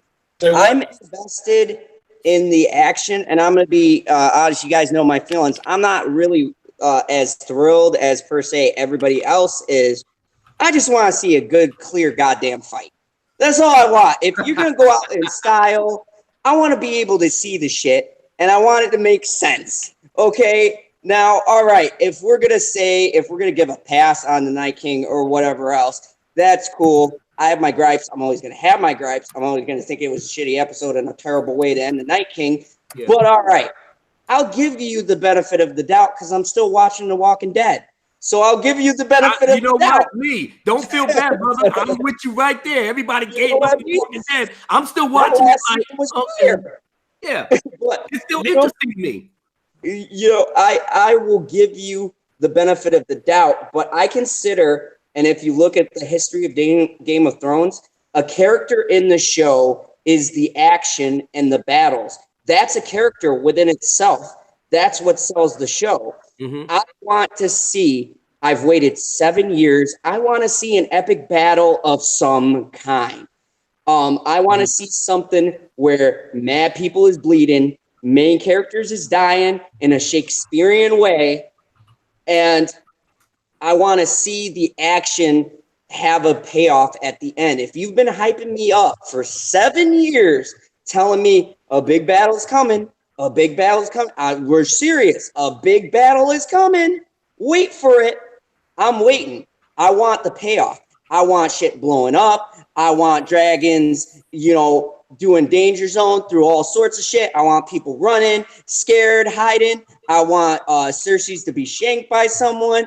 I want Daenerys to be hit by a random arrow. I want all that shit. I want something where at the end of the day, we can sit back and I can go, well, you know what? The first like 4 episodes didn't do it for me, but goddamn, that season final, that shit was fire. All right, I take back my previous statements. I thought you didn't have a plan, but here it is. You said wait for it. I waited, and it paid off. That's what I want. It's that I want the action to get its due because we've had good battles highlighted here and there, the Battle of the Bastards and things like that. And to me, the battle scenes and the action has always within itself been a character as much as politics is a character in the show. Those are all characters within themselves, living, breathing characters that engage us in the show. So I want to see a big battle. Shit better pop off the 5th episode. That shit, I agree. Tell me how people fucking got to where they're at. I don't want to see fucking ships landing. I just want you to fucking doo-doo, da-da-da-da-da, and then the shit goes, and we're in a battle, baby. Shit is going off. You know, people get to shore, and Daddy's like, that's it, and bam. We're just in a battle scene. People is fucking dying. Shit is going down. And now, you know, we're going to finally finish this. We're going to give you a good ending. That's what I want. I mean, if we're talking a real life character, I'm going to have to take the inverse of everyone, and I call Cersei for the win. She backstabs everyone, and then she takes the throne, and our expectations are subverted. She fucking kills Jamie, maybe shanks him. She fucking captures Daenerys and puts her in a dungeon. Arya tries to sneak up on her, and the mountain takes her out. All right, Angus. Now that, I'd be like, well, shit. That's what I'm talking about. Because I can roll with that too. I ain't even gonna lie. I mean, they walked this chick naked, and that season was everything I expected. Because when I watched that scene, I said, you guys made one critical mistake. High Sparrows, you made one bad mistake. You let it get to the left her alive. That's right. You saw that look she had in her face, right? Bitch alive. You saw the look that she had in her face. She's sitting up there like, oh, I got a new bodyguard. Oh, it's getting ready to pop off next season, folks. Tune in. She blew up a whole goddamn city. She took out fucking did what Daenerys could have did. This bitch got that dragon fire and fucking lit half the city up. I'm pretty sure there were innocent people there. She said, I don't give a fuck. Half the city gone. That shit went into a crater. I better see something like that. If you were selling me as Cersei is a diehard bitch who will literally, she made it clear. She don't give a fuck about the people. She cares about staying on that throne. I want to see a battle where like people is charging in and she goes, oh yeah, wildfire, bam. And they lose half. I want to see shit like that. Cersei's for the win. Yeah, you might get it. Gotcha. All right, Angus, go for it, man. Who's a character you've been invested in and want to see them played out? Don't say Sunday. Her head's done played out. That was not her head dropping. That was Cersei dropping the mic. But no, yeah, you know, I love Daenerys. I love Jon. it's a funny thing too, that it's a lesson in good storytelling that people, including myself, can ship John and Danny with their aunt nephew incest, or even brother sister with Jamie and Cersei. I think there's a tragic love between them that you buy the characters, even if it's like not what you want in society or whatever to condone, compared to Raylo, that pretty much anyone that's a real Star Wars fan is against her, just like do what you want in fanfic, like I feel, but don't bring it to Star Wars. But that being said, I have on second viewing of the show, I've embraced a lot more of the gray than I already realized in the show, and I love Cersei. I've never felt she's a villain truly in the show. I think little things kind of like Walter White have set her off to maybe classify her as a villain, but she's not like just like a pure like twisting her mustache evil person. Mm-hmm. She's had this very Machiavellian father in Tywin, who I also have come around to really liking the second time around and not viewing as a villain either. I feel whatever they do with her is going to be some sort of disservice to what they've built with her as like a tragic villain, or just someone gone mad, because she loses 2 children, and then she's losing her third through marriage to the new queen to be, and then in trying to get rid of her and her family, her son, she ends up setting the dominoes in effect to kill her third child with Tommen. And so now she's just off the rails. The only thing that keeps her going is just being on top, regardless. It's like there's just something there for her. So yeah, I really want to see how it plays out with her. I do think they will probably give us some sense of what we feel is justice in these type of stories, what we've been accustomed to. I think Jon or Daenerys or Sansa or some trio like that will be on the throne. I don't think Cersei will make it out. It remains to be seen if she'll live, get to go off to like Casterly Rock and be subservient or whatever.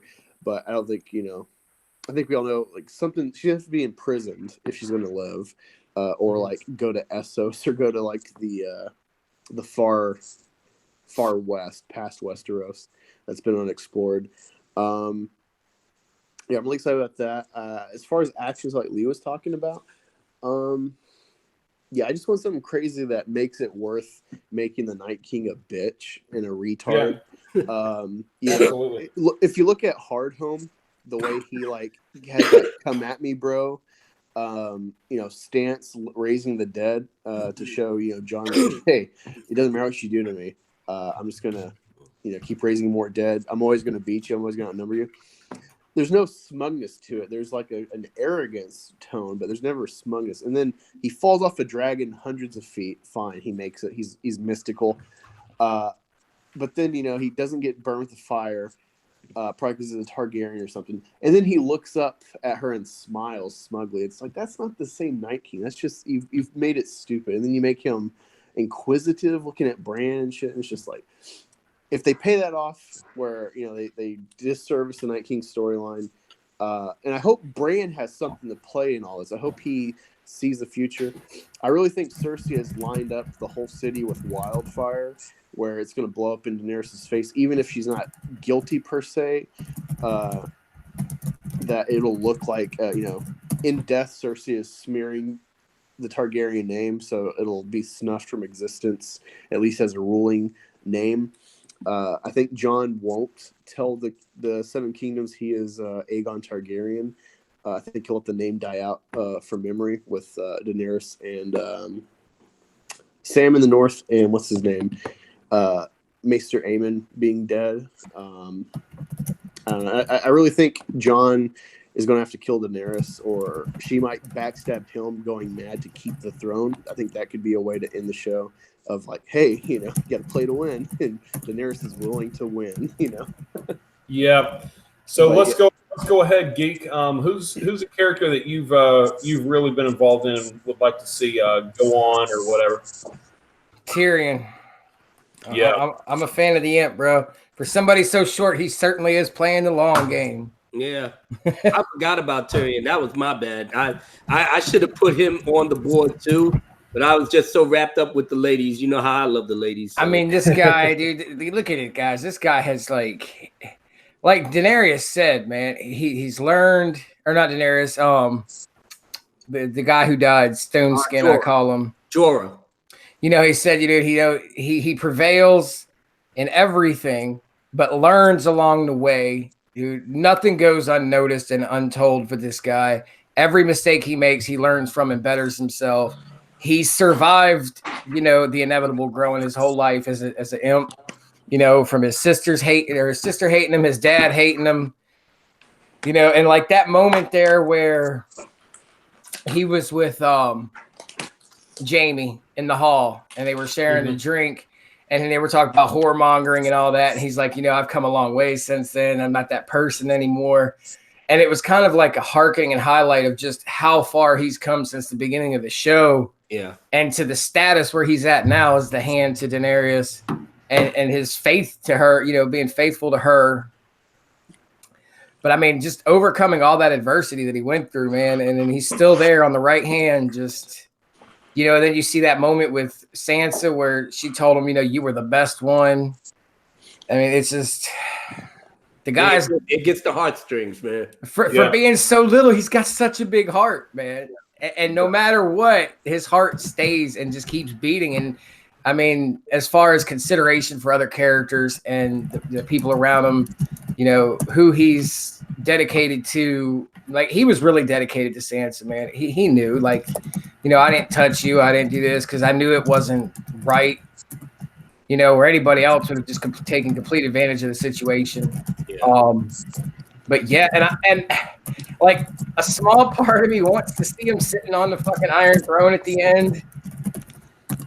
But then again, I don't think it would do his character that much justice as a king. He's more better as an advisor and a right-hand man than being the king himself. Also, he's a Lannister.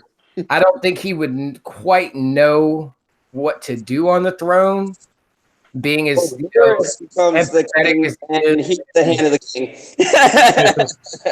Well, I mean, he's a very empathetic person, and I just don't think he has the what's the word, the grit to be a ruler like that, man. He's but yeah, I mean, I think out of everybody, my second follow-up would probably be Sansa, dude, because again, that whole moment with her and the Hound at the table where, if you did, I'd still be that little bird. I'm not the person I am today, and that whole journey she took and the experience she's learned. And I'd like, to be honest, I would love if it was like Sansa on the throne with Tyrion as a right-hand man, Remember what Littlefinger said to her? He told her, don't, he said, everybody's your enemy. Everybody's your friend. Look at every sequence of events. Yo, Littlefinger is the man. When he's dropping the knowledge, and I've always really paid attention to everything he tells Sansa. Look at everything as if you are not surprised and you've seen it before. Therefore, you won't be surprised as to what comes next. He's literally telling her how to play the games with these people, and Sansa is putting it to good use. That thing that she put in Tyrion, even though she broke her word, she's making sure that she plants the seed that no matter what happens, whatever it gets out to Daenerys is going to fuck her head up. And it's starting from Varys and Tyrion at odds. Now you got the advisors going at each other, not knowing which side they're going to play on, whether they're going to play on Jon, whether they're going to play on Daenerys.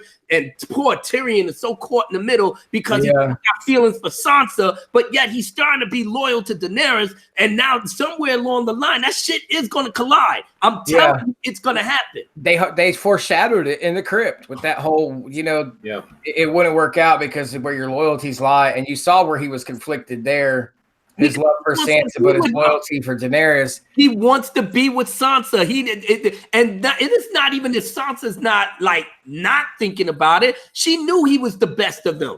And at some point, if she's going to have somebody, I'd rather have somebody that treated me good than everybody got their fucked up agendas. At least with Tyrion, she knew what type of character he is. But she's not going to put her eggs in the basket with him as long as she's rolling with Daenerys, because she's not feeling Daenerys. And she's never going to bow down to her. She made that abundantly clear with Jon at the Godswood.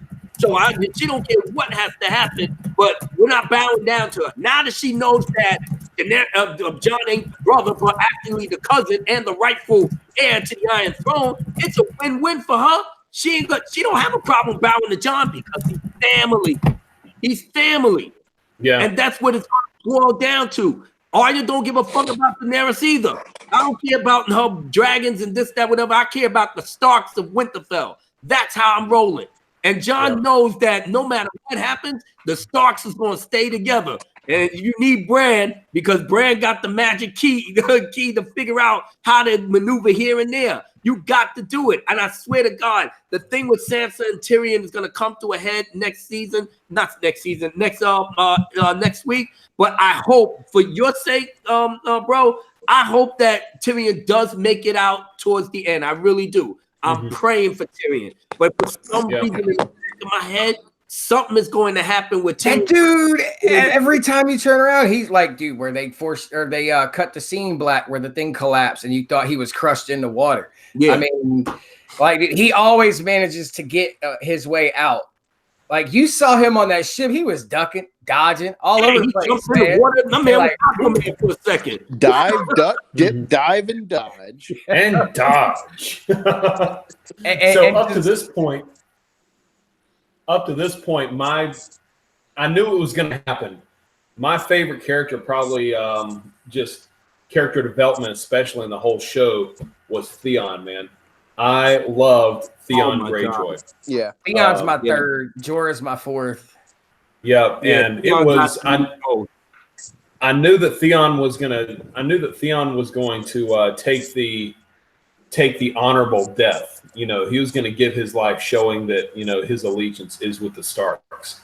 And what was really cool, I've actually, believe it or not, I've hated Bran. I've not liked that kid. It was like as soon as he became the three-eyed raven, it was like he forgot that he had any humanity. It was like, I see everything. I'm the three-eyed raven. Well, you got to understand his powers. He literally absorbed the powers that the previous three-eyed raven had, and then he's literally the most powerful being in the world. He could control. I understand that. It was just so much of an overload for him that, like I said, he even said, I still can't control everything, but to have that type of power. I have to bring these ramen into this for a second. That's deep. That's deep. I don't think nobody could be holding it together. Bad enough, Brandon's just got that soul-crushing stare. He repeats words that other people. He had damn near Littlefinger shook saying, "Chaos is another." The Littlefinger shitted himself right there. Like, wait a minute, he just used my own words. Same thing with Jamie. What we do for love. I mean, he could come out of nowhere and give you cryptic shit that leads up to something that actually comes to pass. I agree. That's scary shit right there. I respect his power. And wait a minute. Now that he says that, now that Abu Nas stated that you know what we do for love, just straight rolled back to last night's episode, man. He dipped the fuck out and ran right back to Cersei. Yeah, he was gone, dude.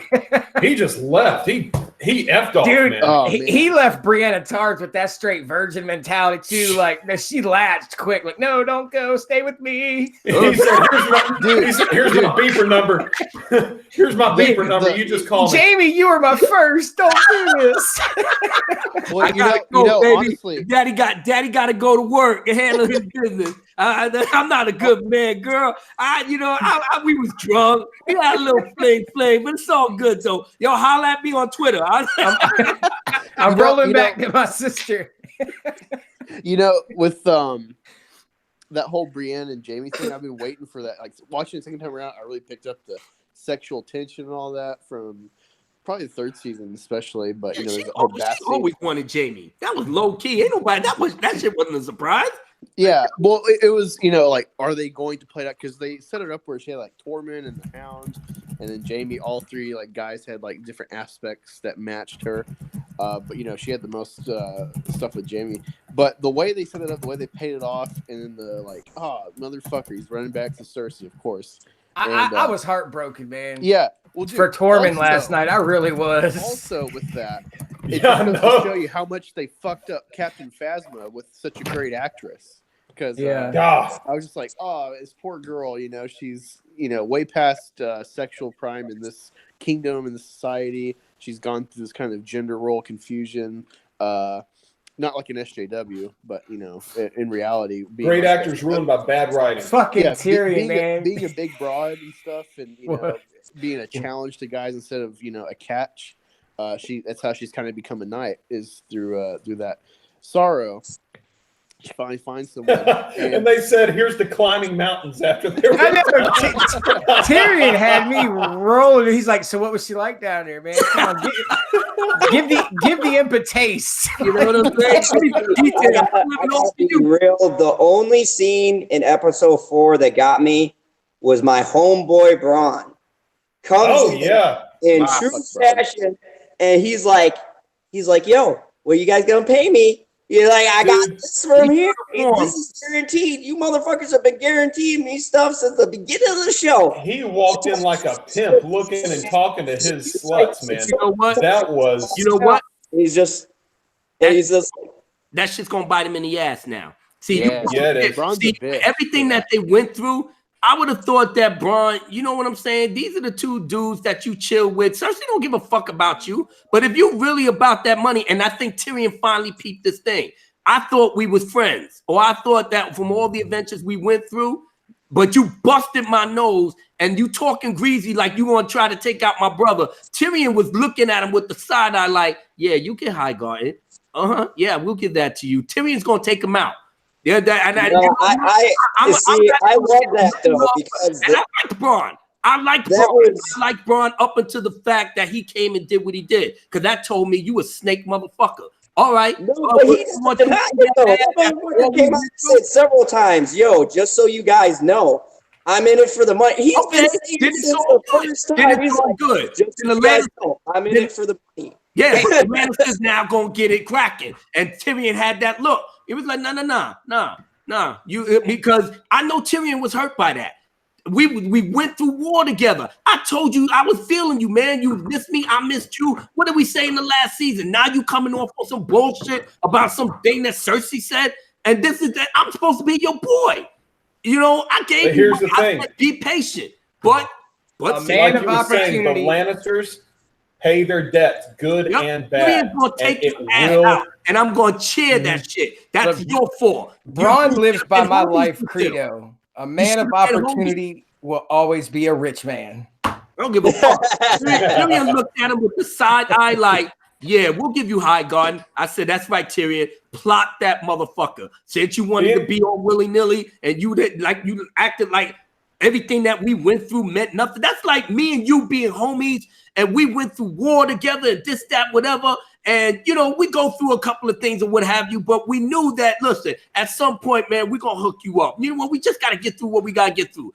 Now, all of a sudden, I'm chilling with my man. Here you come, Jesse. You come in here with a gun, pistol with me, talking about I need my money now. And I'm like, my dude, what are you talking about? We sitting up here like, you know I got you. Fuck all that, Abu Nas. I need my dough right now. It's my money and I need it now. Right. You like 1-877. Right. So you put my life in danger. You needs a sense of security. Yeah, man, but you put my life in danger, man. You pistol with me. You embarrass me in front of my people. And I'm looking at you supposed to be my man. I'm like, all right, I got you, man. I got you on that. You got me on that, Abu Nas. So then we can agree that at the end of the day, no matter who dies, who gets off, Braun's still gonna be alive. It might be, but I'm hoping Tyrion gets on his job and set that motherfucker up. I don't give a fuck. Yeah, I was about to say he may get his. And what was crazy though, you noticed when Braun came in, they weren't surprised. No, I was like, you're here.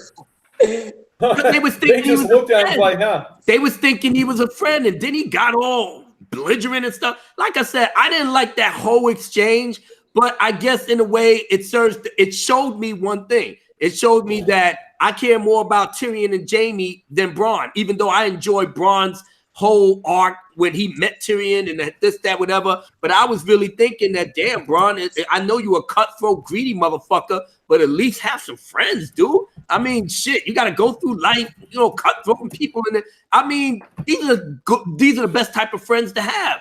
Like I said, you ain't fucking Cersei, so you're not really getting nothing out of that. But the way you disrespected Tyrion and punched him in his nose and said, I don't give a fuck, you better give me what I owe. And I'm looking at you like, oh shit, dude, you want it like that? And Tyrion said, nah, Jaime, it's all right. It's all right. Jaime said, no, get high guard. Jaime, don't worry about it. High Garden probably isn't going to be there by the end of it. Watch the episode again. Watch the episode again and watch how Tyrion's face. I love the subtlety of his face. He was like, don't worry about it. You want that High Garden, Bronn? Oh, got you on that. Yeah, you better give it. Bronn's still talking greasy. Yeah, you better give it to me because I know where you at. I'm a couple. Don't worry, Bronn. We got you. We got you. By the way, we're gonna give you everything that you deserve. I love it. You're gonna set your ass up. So you better hope you don't see us again. You better hope that Cersei does win and we get taken out. Because if we don't, we coming to look for you, homie. So by the way, tell me this. One thing that I did start thinking about too. How the life expectancy of Varys, how much life expectancy do you think this guy has? Because he came into the as I was watching, now he knows the secret, and he seems even more willing to flip than Tyrion does. Because the first thing, his little acting up close and personal. That's exactly why he's flipping. He sees the sign. He sees a sign, but also. The first thing that, he came into Daenerys' service, and the first thing that she said to him is, the very first time that you try to screw me, I'm going to burn you alive. Yeah, but what did Varys say? He said, no, that's not a problem, but I'll tell you where my loyalties lie. He told her the straight up truth. It's to the realm. I'm not dedicated to you just because I'm dedicated. I'm dedicated to the people. The people. Oh, absolutely. Death spots. He told her exactly where his loyalties lie, and he told Tyrion, ain't nothing changed about me. I told you I'll serve her, but if I see any type of way that this girl is gonna flip like her father, I'ma serve the realm. Fuck her. Fuck her. No, I get that for sure. So the question is, does she survive it? Does he survive it? Let me put it into this perspective. We started off with two. And I always love Littlefinger. That was my boy. That was probably the most disappointing, but more of a payoff death because it felt like that's how he would go out. But we started the season right from season 1, Littlefinger and Varys. And let me just ask you, who won? They always had that one up. Remember in the beginning? Yeah. Each other, right? But who's still standing? Out of all of the shit, and Varys has literally said in the show, I have seen many rulers and I have survived them all. Yeah. So he's one of those cats. He's not going to be directly involved in the battle. He just happened to get caught up in the Night King stuff because he just happened to be there. But he wasn't actively seeking the battle out. Whereas Littlefinger interjected himself. Maybe not directly, but he hired people and things like that. So he interjected himself in the turn of events. Varys just happens to be on the right side of events. So I think, honestly, no matter what happens, we ain't going to see him die because he always just sits back and lets his little birds do the talking. Yeah. And he's going to have his little birds out, and he's going to be like, okay. There's one problem. Cersei's and Daenerys battle this out, and whoever wins, then I'll figure the shit out afterwards. But the problem is, see him anywhere near that battle. I think Tyrion will kill him. The problem with that, Lee, is that he is going to die. You want to know why? Because Melisandre did say, "I'm going to die in this country. So are you." She pretty much told him, "Sure did. You're not going to escape from this." And I know if the Red Witch is telling you you're not going to escape from this. Trust me, buddy, you're not going to escape from this. This is the one where it's going to catch up to him. And I'm glad that it's going to play out like that because whenever the Red Witch prophesies about something, that shit's going to happen. And that shook Varys because he knows that these prophecies that the Red Witch and all these people are talking about, he knows that there's magic and there's something in there that gives him cause to worry. I know it's going to come. He already plotting against Daenerys. I don't think that it's going to come to fruition the way that he thinks, but something is going to happen, and I think Tyrion is going to be involved, which I'm hoping not. I mean, he got his hands full with Jaime and Cersei and all of that, but somewhere along the line, even Varys is going to slip up. This is how you know Game of Thrones hopefully come to a conclusion that all the best laid plans is going to go to shit no matter what happens, and I'm kind of digging it. I'm trying to dig it because if I can't get it with the Night King, at least give me something to say, God damn, that's fucked up. Why didn't you think of that, Tyrion? God damn, that's fucked up, Sansa. Why didn't you go that route? Oh my God, Arya, you did it, but you're dying on the floor. God damn, Arya, why didn't you make a move over here? Really flipping out and going on Twitter like, my bitch is dead. Oh, Cersei didn't make it. I knew Dany was going to be the Mad Queen. You want to have these types of conversations on Twitter. You know what, Abu? Back and forth. That's how you know you still got a pretty good show, even though some of the writing was questionable. You know what, Abu? I hope Arya, I hope she like sneaks in as like Jaime or something, or someone, a confidant of Cersei that she trusts, and then Cersei just picks up on it. She just doesn't say the right thing, so then Cersei just like boop kills the bitch. And it's like, oh, it was Arya, and then all the feminists are going to be shrieking for eternity about this show because they killed her feminist icon Arya. Oh man, men are bad. Everyone was going around. Make love to your woman for the last time because if something happens to these ladies. Hey, before I go, before I head out, guys, can we take a moment of silence to pay respect to the greatest death in last night's episode? Tormund's hopes and dreams. Oh my word! That man, dude. First off, he was partying like a champ. Okay, this guy was telling stories with his full horn of ale. He's sitting there slinging it all over the place. He's just hugging up on everybody, spilling junk on everybody, and then all of a sudden he sees Jaime get up. And he's fucking cock blocked like no tomorrow, man. That guy, you saw his face, you saw all his hopes and dreams just die. He was like, oh. No, I gotta disagree. Damn. Cock block in the show's history is, and this is why I hate this punk ass character. Bran, how you gonna tell someone some fucked up shit? They coming off of banging on a boat, Daenerys and Jon, they all happy in love, and Bran, first motherfucker, oh, by the way, you guys are related. Really? That was the worst cock block in the show's history. Not really, considering their history with incest. I mean, that's not really shit. Yeah. Just let me be ignorant. I'll Okay. Bang my hot ass. But dude, I mean, come on now. How many of us were hoping for Tormund to finally climb that mountain? Like I actually had my hopes. But I knew Brienne's heart was with Jaime. I knew that, Oh, I knew it too. But up until that moment, she thought Jaime was unattainable, So it would have been like, oh, I'm gonna have to settle here. So And see, Lee, I thought the same thing too. I was like, man, that sure was a cock block. He just told him he's been boning his aunt. And then he learns about it and he keeps doing it. So the only thing I'm thinking of is that he's like Joe Dirt. And he's just I'm your auntie. Cock block. At least what's his face? He got cock blocked by the pretty boy. It was like, I might have had a shot, but it's the quarterback. I ain't gonna outdo the quarterback. But this dude was like I love Daenerys and all of her scenes. This dude just like hard up family cock block. Like that shit's gonna be in your mind forever.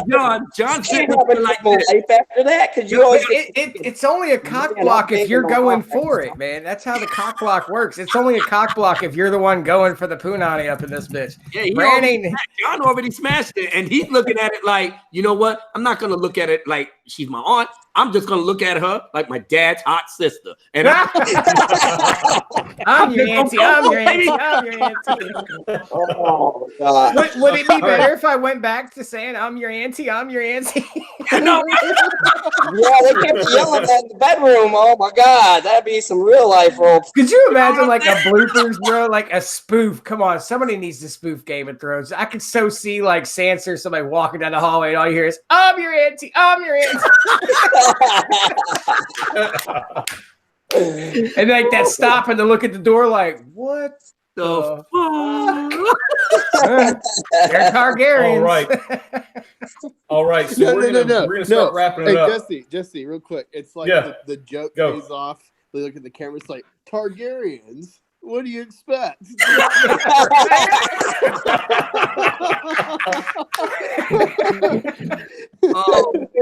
Oh God, I would be about that. And then like you see that end scene of the episode where it's just That's all, folks. It'd be awesome. It'd be awesome to see, like as soon as Jon and Daenerys realize they're related, here comes a G.I. Joe out from the other side. It's like, and knowing's half the battle.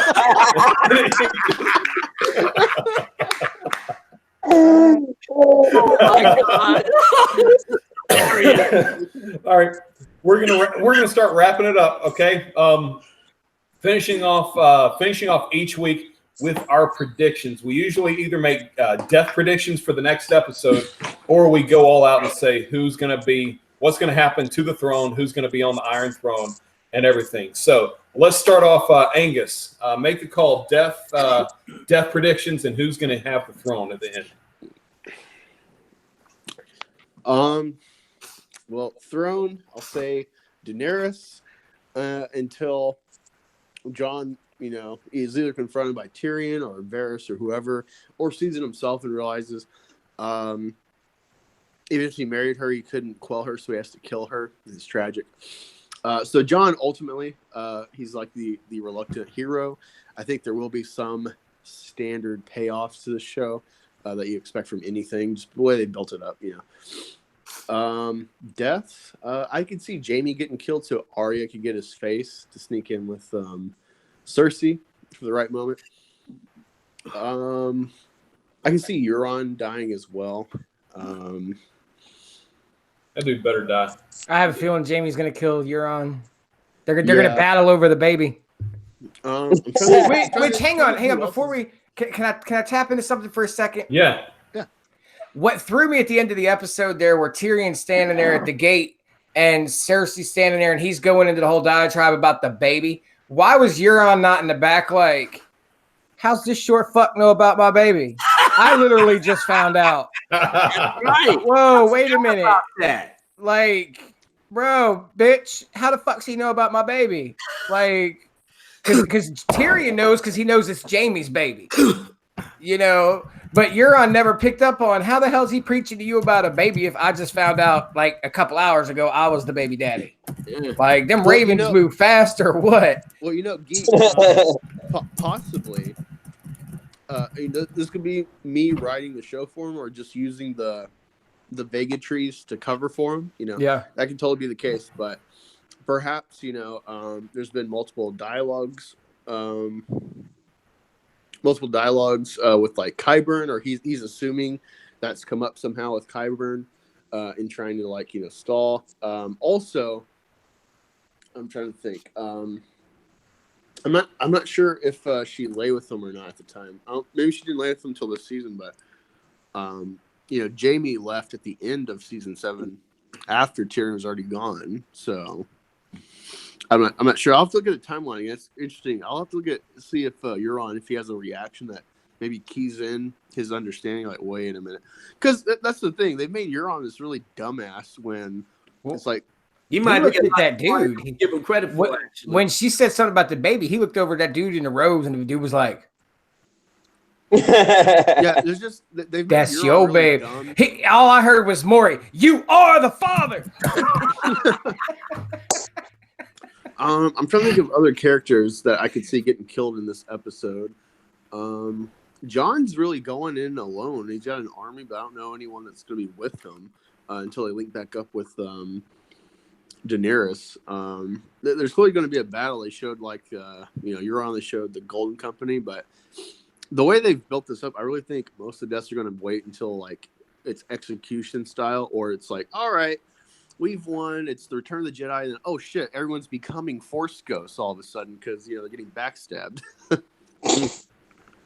So yeah, I have no real clue besides a couple I said. Yeah. What do you think? Lee? Who are your death predictions, and what's going to happen with the throne, man? Cersei's for the win. I said that before, and I'm sticking with that. We're under the assumption that like the tragedy is that she loses or gets exiled, but what if the tragedy is she wins? What if the tragedy is that she kills all of her enemies and now she is truly alone? Like, we'll say Jaime dies because that shit's going to definitely happen, right? And she sees it in some way. So she loses Jaime. She loses fake baby daddy because we know that motherfucker's dying. You just know it. You just know it. All right. I like him. He's arrogant. He's cocky. Kind of reminiscent of someone I know. Okay, so I have a little love for that and respect. But you know that motherfucker's gonna die. Okay, he's just the guy in the crowd going, "Oh, you gotta die sometime." All right, so he's dead. I think that there's gonna go something down with your favorite character, Geek. I'm sorry, I think he's gonna die somewhere. I am hoping it's in a heroic moment. Little man, he's gonna be taken out. The imp always survives. Not this time. It's the final season. All bets are off. No. I think he's going to die in some kind of way that's befitting, or I hope is befitting of his character. Mountain's going to be killed by the Hound, but maybe they both off each other. Arya is definitely going to die, and I'm going with Black Angus. She's going to be shanked by Cersei in an attempt, a very failed attempt, to try to take her out. And my ideal is that Cersei kills all of her enemies and then they pan out and you see at the last moment, she's the victor, but what did she really win? Because she's essentially killed everything close to her. Now, this little bit of hope we had for her being a good guy, she's actually really, as they say in Scarface, the bad guy, right? And she got no one and nothing, but she rules the kingdom, lonely. Can I introduce one little theory that I had as well? Tell me what you. I don't know if this will pan out, but I think Daenerys may have screwed herself at the party. She legitimized Gendry as no longer being a bastard and is now an actual Baratheon, who, as an actual Baratheon now, has a little bit of a claim to the throne. Yep. Like, what happens if Cersei dies? Bro, who is creeping at your door? Dude, what the fuck is that in your background, bro? Oh my gosh. What the fuck, dude? It's my daughter. You scared the shit out of me. It's my daughter. Let me go do daddy duty. I'll be right back, okay? Dude, you're fine. I was like, this some ring shit happening. You just scared the crap out of me, man. Well, while we're on the subject, Abu, I had a ball to pick with you, brother. Uh-oh. I'm You sorry. hating on my Sopranos? Let me tell you, okay. And Geek is laughing because I told him. No, I'm not laughing at you, dude. I'm laughing because I was paying attention to the chat and I just drifted over to the left and I saw that like lingering presence in the door and I'm like, what the fuck? It's a White Walker. No offense to you. No offense to you, Exaggeration. I didn't know that was your daughter. I just was like, what is this? One of those moments on YouTube where you catch the random paranormal. And then the stream cuts off. No, I wanted to come on and explain something to you that was explained by the show's creator that makes it brilliant. The infamous scene where it goes black, that's Tony Soprano dying. Rewatch that last episode. Now that was great camera work. Okay, you're in the diner, right? Remember the dude off to the side who he has a newspaper, orders some bagel, a coffee. I don't know what the fuck he was eating, right? Now, when you look at that shot, I gotta watch it again. Yeah, rewatch it again. When you watch the first shot and slow that shit down, because I theorized this because it plagued me for years. When you watch the first shot, he's in the background, right? And then Meadow comes in and all of them, right? They pan the camera back and he's gone. Now, remember in Godfather where Michael Corleone did a similar move? He goes, I got to go take a piss. He comes out and then shoots the dude in back of the head with the gun that was in the toilet. Dude disappears, right? They start playing Journey. Now Tony's breathing gets heavy. It gets slow. He's looking all around. And when he looks around the room, that dude isn't there anymore. Now, under the assumption of the writing was, and how the director put it was, when Tony closes his eyes or when the camera goes black, that was him being shot by dude, came up behind him and shot him in the back of the head. So as a viewer, the story was being told through his eyes. The first opening scene of the first episode, it just kind of pops in, right? Okay. And Tony's sitting in the office. That's signifying that the series has been a flashback, basically, of what he's seeing as he's dying. And what we're seeing through the whole episodes is the journey that he took. Him just going to black like that was him dying. We'll see. And everything that we saw was his life flash before his eyes. Yeah, please spoil nothing. Everybody don't have the mind like you, Lee. He was in the diner just chilling, and then it just went to black. And then all these people like, yo, did he get taken out? Did he go like Starface? Nobody. It's like there was a mass exodus of people like, you took me on this incredible journey, and then you give us something like that. And the same thing happened with Dexter. 8 seasons. Oh, God. Good, and then that shit just fell apart. So now it's gonna go. Really, Dexter? The fucking boat? You're gonna take your sister and go, I'm gonna go fishing now. And then what? And then he's a logger. And I'm like, oh God, no. Yeah, you can't even kill him right. Yeah. But I do feel what you're saying. I'm just I know Geek gotta go because I already have my theory all panned out. So yeah, we'll talk about that. Well, first off, Geek, thank you for showing me the poltergeist in my window. I there for a minute. I was waiting for you to just like levitate out your chair and get slung across the room. And say, I didn't even see it. I expected it to be something where I looked because I saw it in my camera, and then I looked back and nothing's there. Scared the crap out of me. It was my daughter. She woke up and I told him I was reading the comments, and I panned back over to the left, and I just saw that figure, and I'm like, oh my God, like. That scared the shit out of me, man. Oh, the X-Files music on for added effect. Oh, I know. But I didn't. I don't know if you guys were able to talk about it after I was gone or whatever. But the fact that Gendry's no longer a bastard, and that now he is a Baratheon, he has an actual claim to the throne. Yeah, I thought Daenerys was going to kill him. I was like, I thought she was too. But I thought it was. I think what she thought was it's a tool move. It's a hyper political move that she made. It was a hyper political move to get him on her side. Well, not just that, but make formidable allies of everybody else in the room that she would step up and imbue that honor upon them instead of. Like now she looks like a good person because, hey, that's a pity. And, now you're a lord, bro. Here you go. Yeah, it's like she did that. And then she's like, oh, by the way, here's to Arya Stark. And everybody starts going crazy about Arya at the same time and stuff. But if John. She was reclaiming. Wasn't she reclaiming the recognition in the room? Because wasn't that right after John was sitting at the end of the table and they were all going on? Oh, I think it was before. Okay.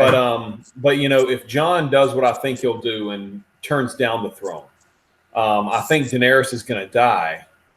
Normally, it would be Sansa next in line, but I don't think Sansa would have a claim, not being a Targaryen, while there's a Baratheon still alive who actually had a claim to the throne. I don't know if my little web of shit makes sense there, but I would assume that I think he would be next in line after all the Targaryens have either turned it away or been killed. So I don't know if that's a thing, but I also predict that maybe they may destroy the throne, which is, as we've kind of talked about before, Dude, which I think would be delightful. Jesse, this is what's going to happen, dude. They're all going to get there. They're not going to know what to do, and boop. You did know it, but not only are they working with Lucasfilm, Disney themselves are cool with Benioff and Weiss. Captain Marvel comes into this universe. Oh, Jesus. I'm not going to fight your war. I'm going to end it. And then she uses her photon blast hand to melt the fucking sea and make sure white men, that we don't have to hear 40-year-old white dudes talking about how they feel about politics and a drink. And I'll tell you what will happen if that ever happens. The whitest guy she knows, which is the White Walker, is going to throw a javelin and bitch javelin, slap the shit out of her. And then he's just going to be sitting there doing that thing. And whole hyperdrive. That's all I got to say. But whole hyperdrive. He's going to be taken out by the Are we going to guy. have a shooting star Daenerys in this motherfucker? Like, that's who's coming through the clouds, Lee. At the end, in the teaser for the next episode, you're on staring at the sky all on its fucking. She was whole actually the Red hyperdrive Comet shooting in star season one. Daenerys fucking flying through the clouds with no drag. Yeah, she was actually the Red Comet in season 2. Nobody remembers that, but the Red Comet was there. No, Well, guys, I do go have ahead. to. I do hate to cut it short, but I do have to get going. I'm sorry we couldn't really finish the question. Oh, man, you're but fine, this man. was a fun freaking stream. Oh yes, Enjoyed myself. Abu, man, it Everybody, was a pleasure meeting you. Yeah, pleasure is all mine, Geek. I'm so happy we got together and rocked this spot. I gotta Hell yeah. subscribe to your channel, brother. I know you got a channel, so I got. Oh yes. Yeah, hit absolutely. that like Everybody, button. everybody has their channel links in my description in this stream, so you guys can go back, click on each other, everything like that. But everybody in the chat, man, I appreciate you guys hanging out. I know we went 2.5 hours. Wow, but, it didn't seem like that. We was having I fun. know we were having a great time. Be sure, because we were part of the greatest community on YouTube. Go in and subscribe to each other if you haven't done that already. Subscribe to everybody except for that Dan Mosley guy. Don't subscribe to him. Screw him. All right, and everybody else, I appreciate you. Peace out. Much love and respect, guys. Ooh, Black Angus, man, you about to hit 900? Yes, Yeah, sir. he is.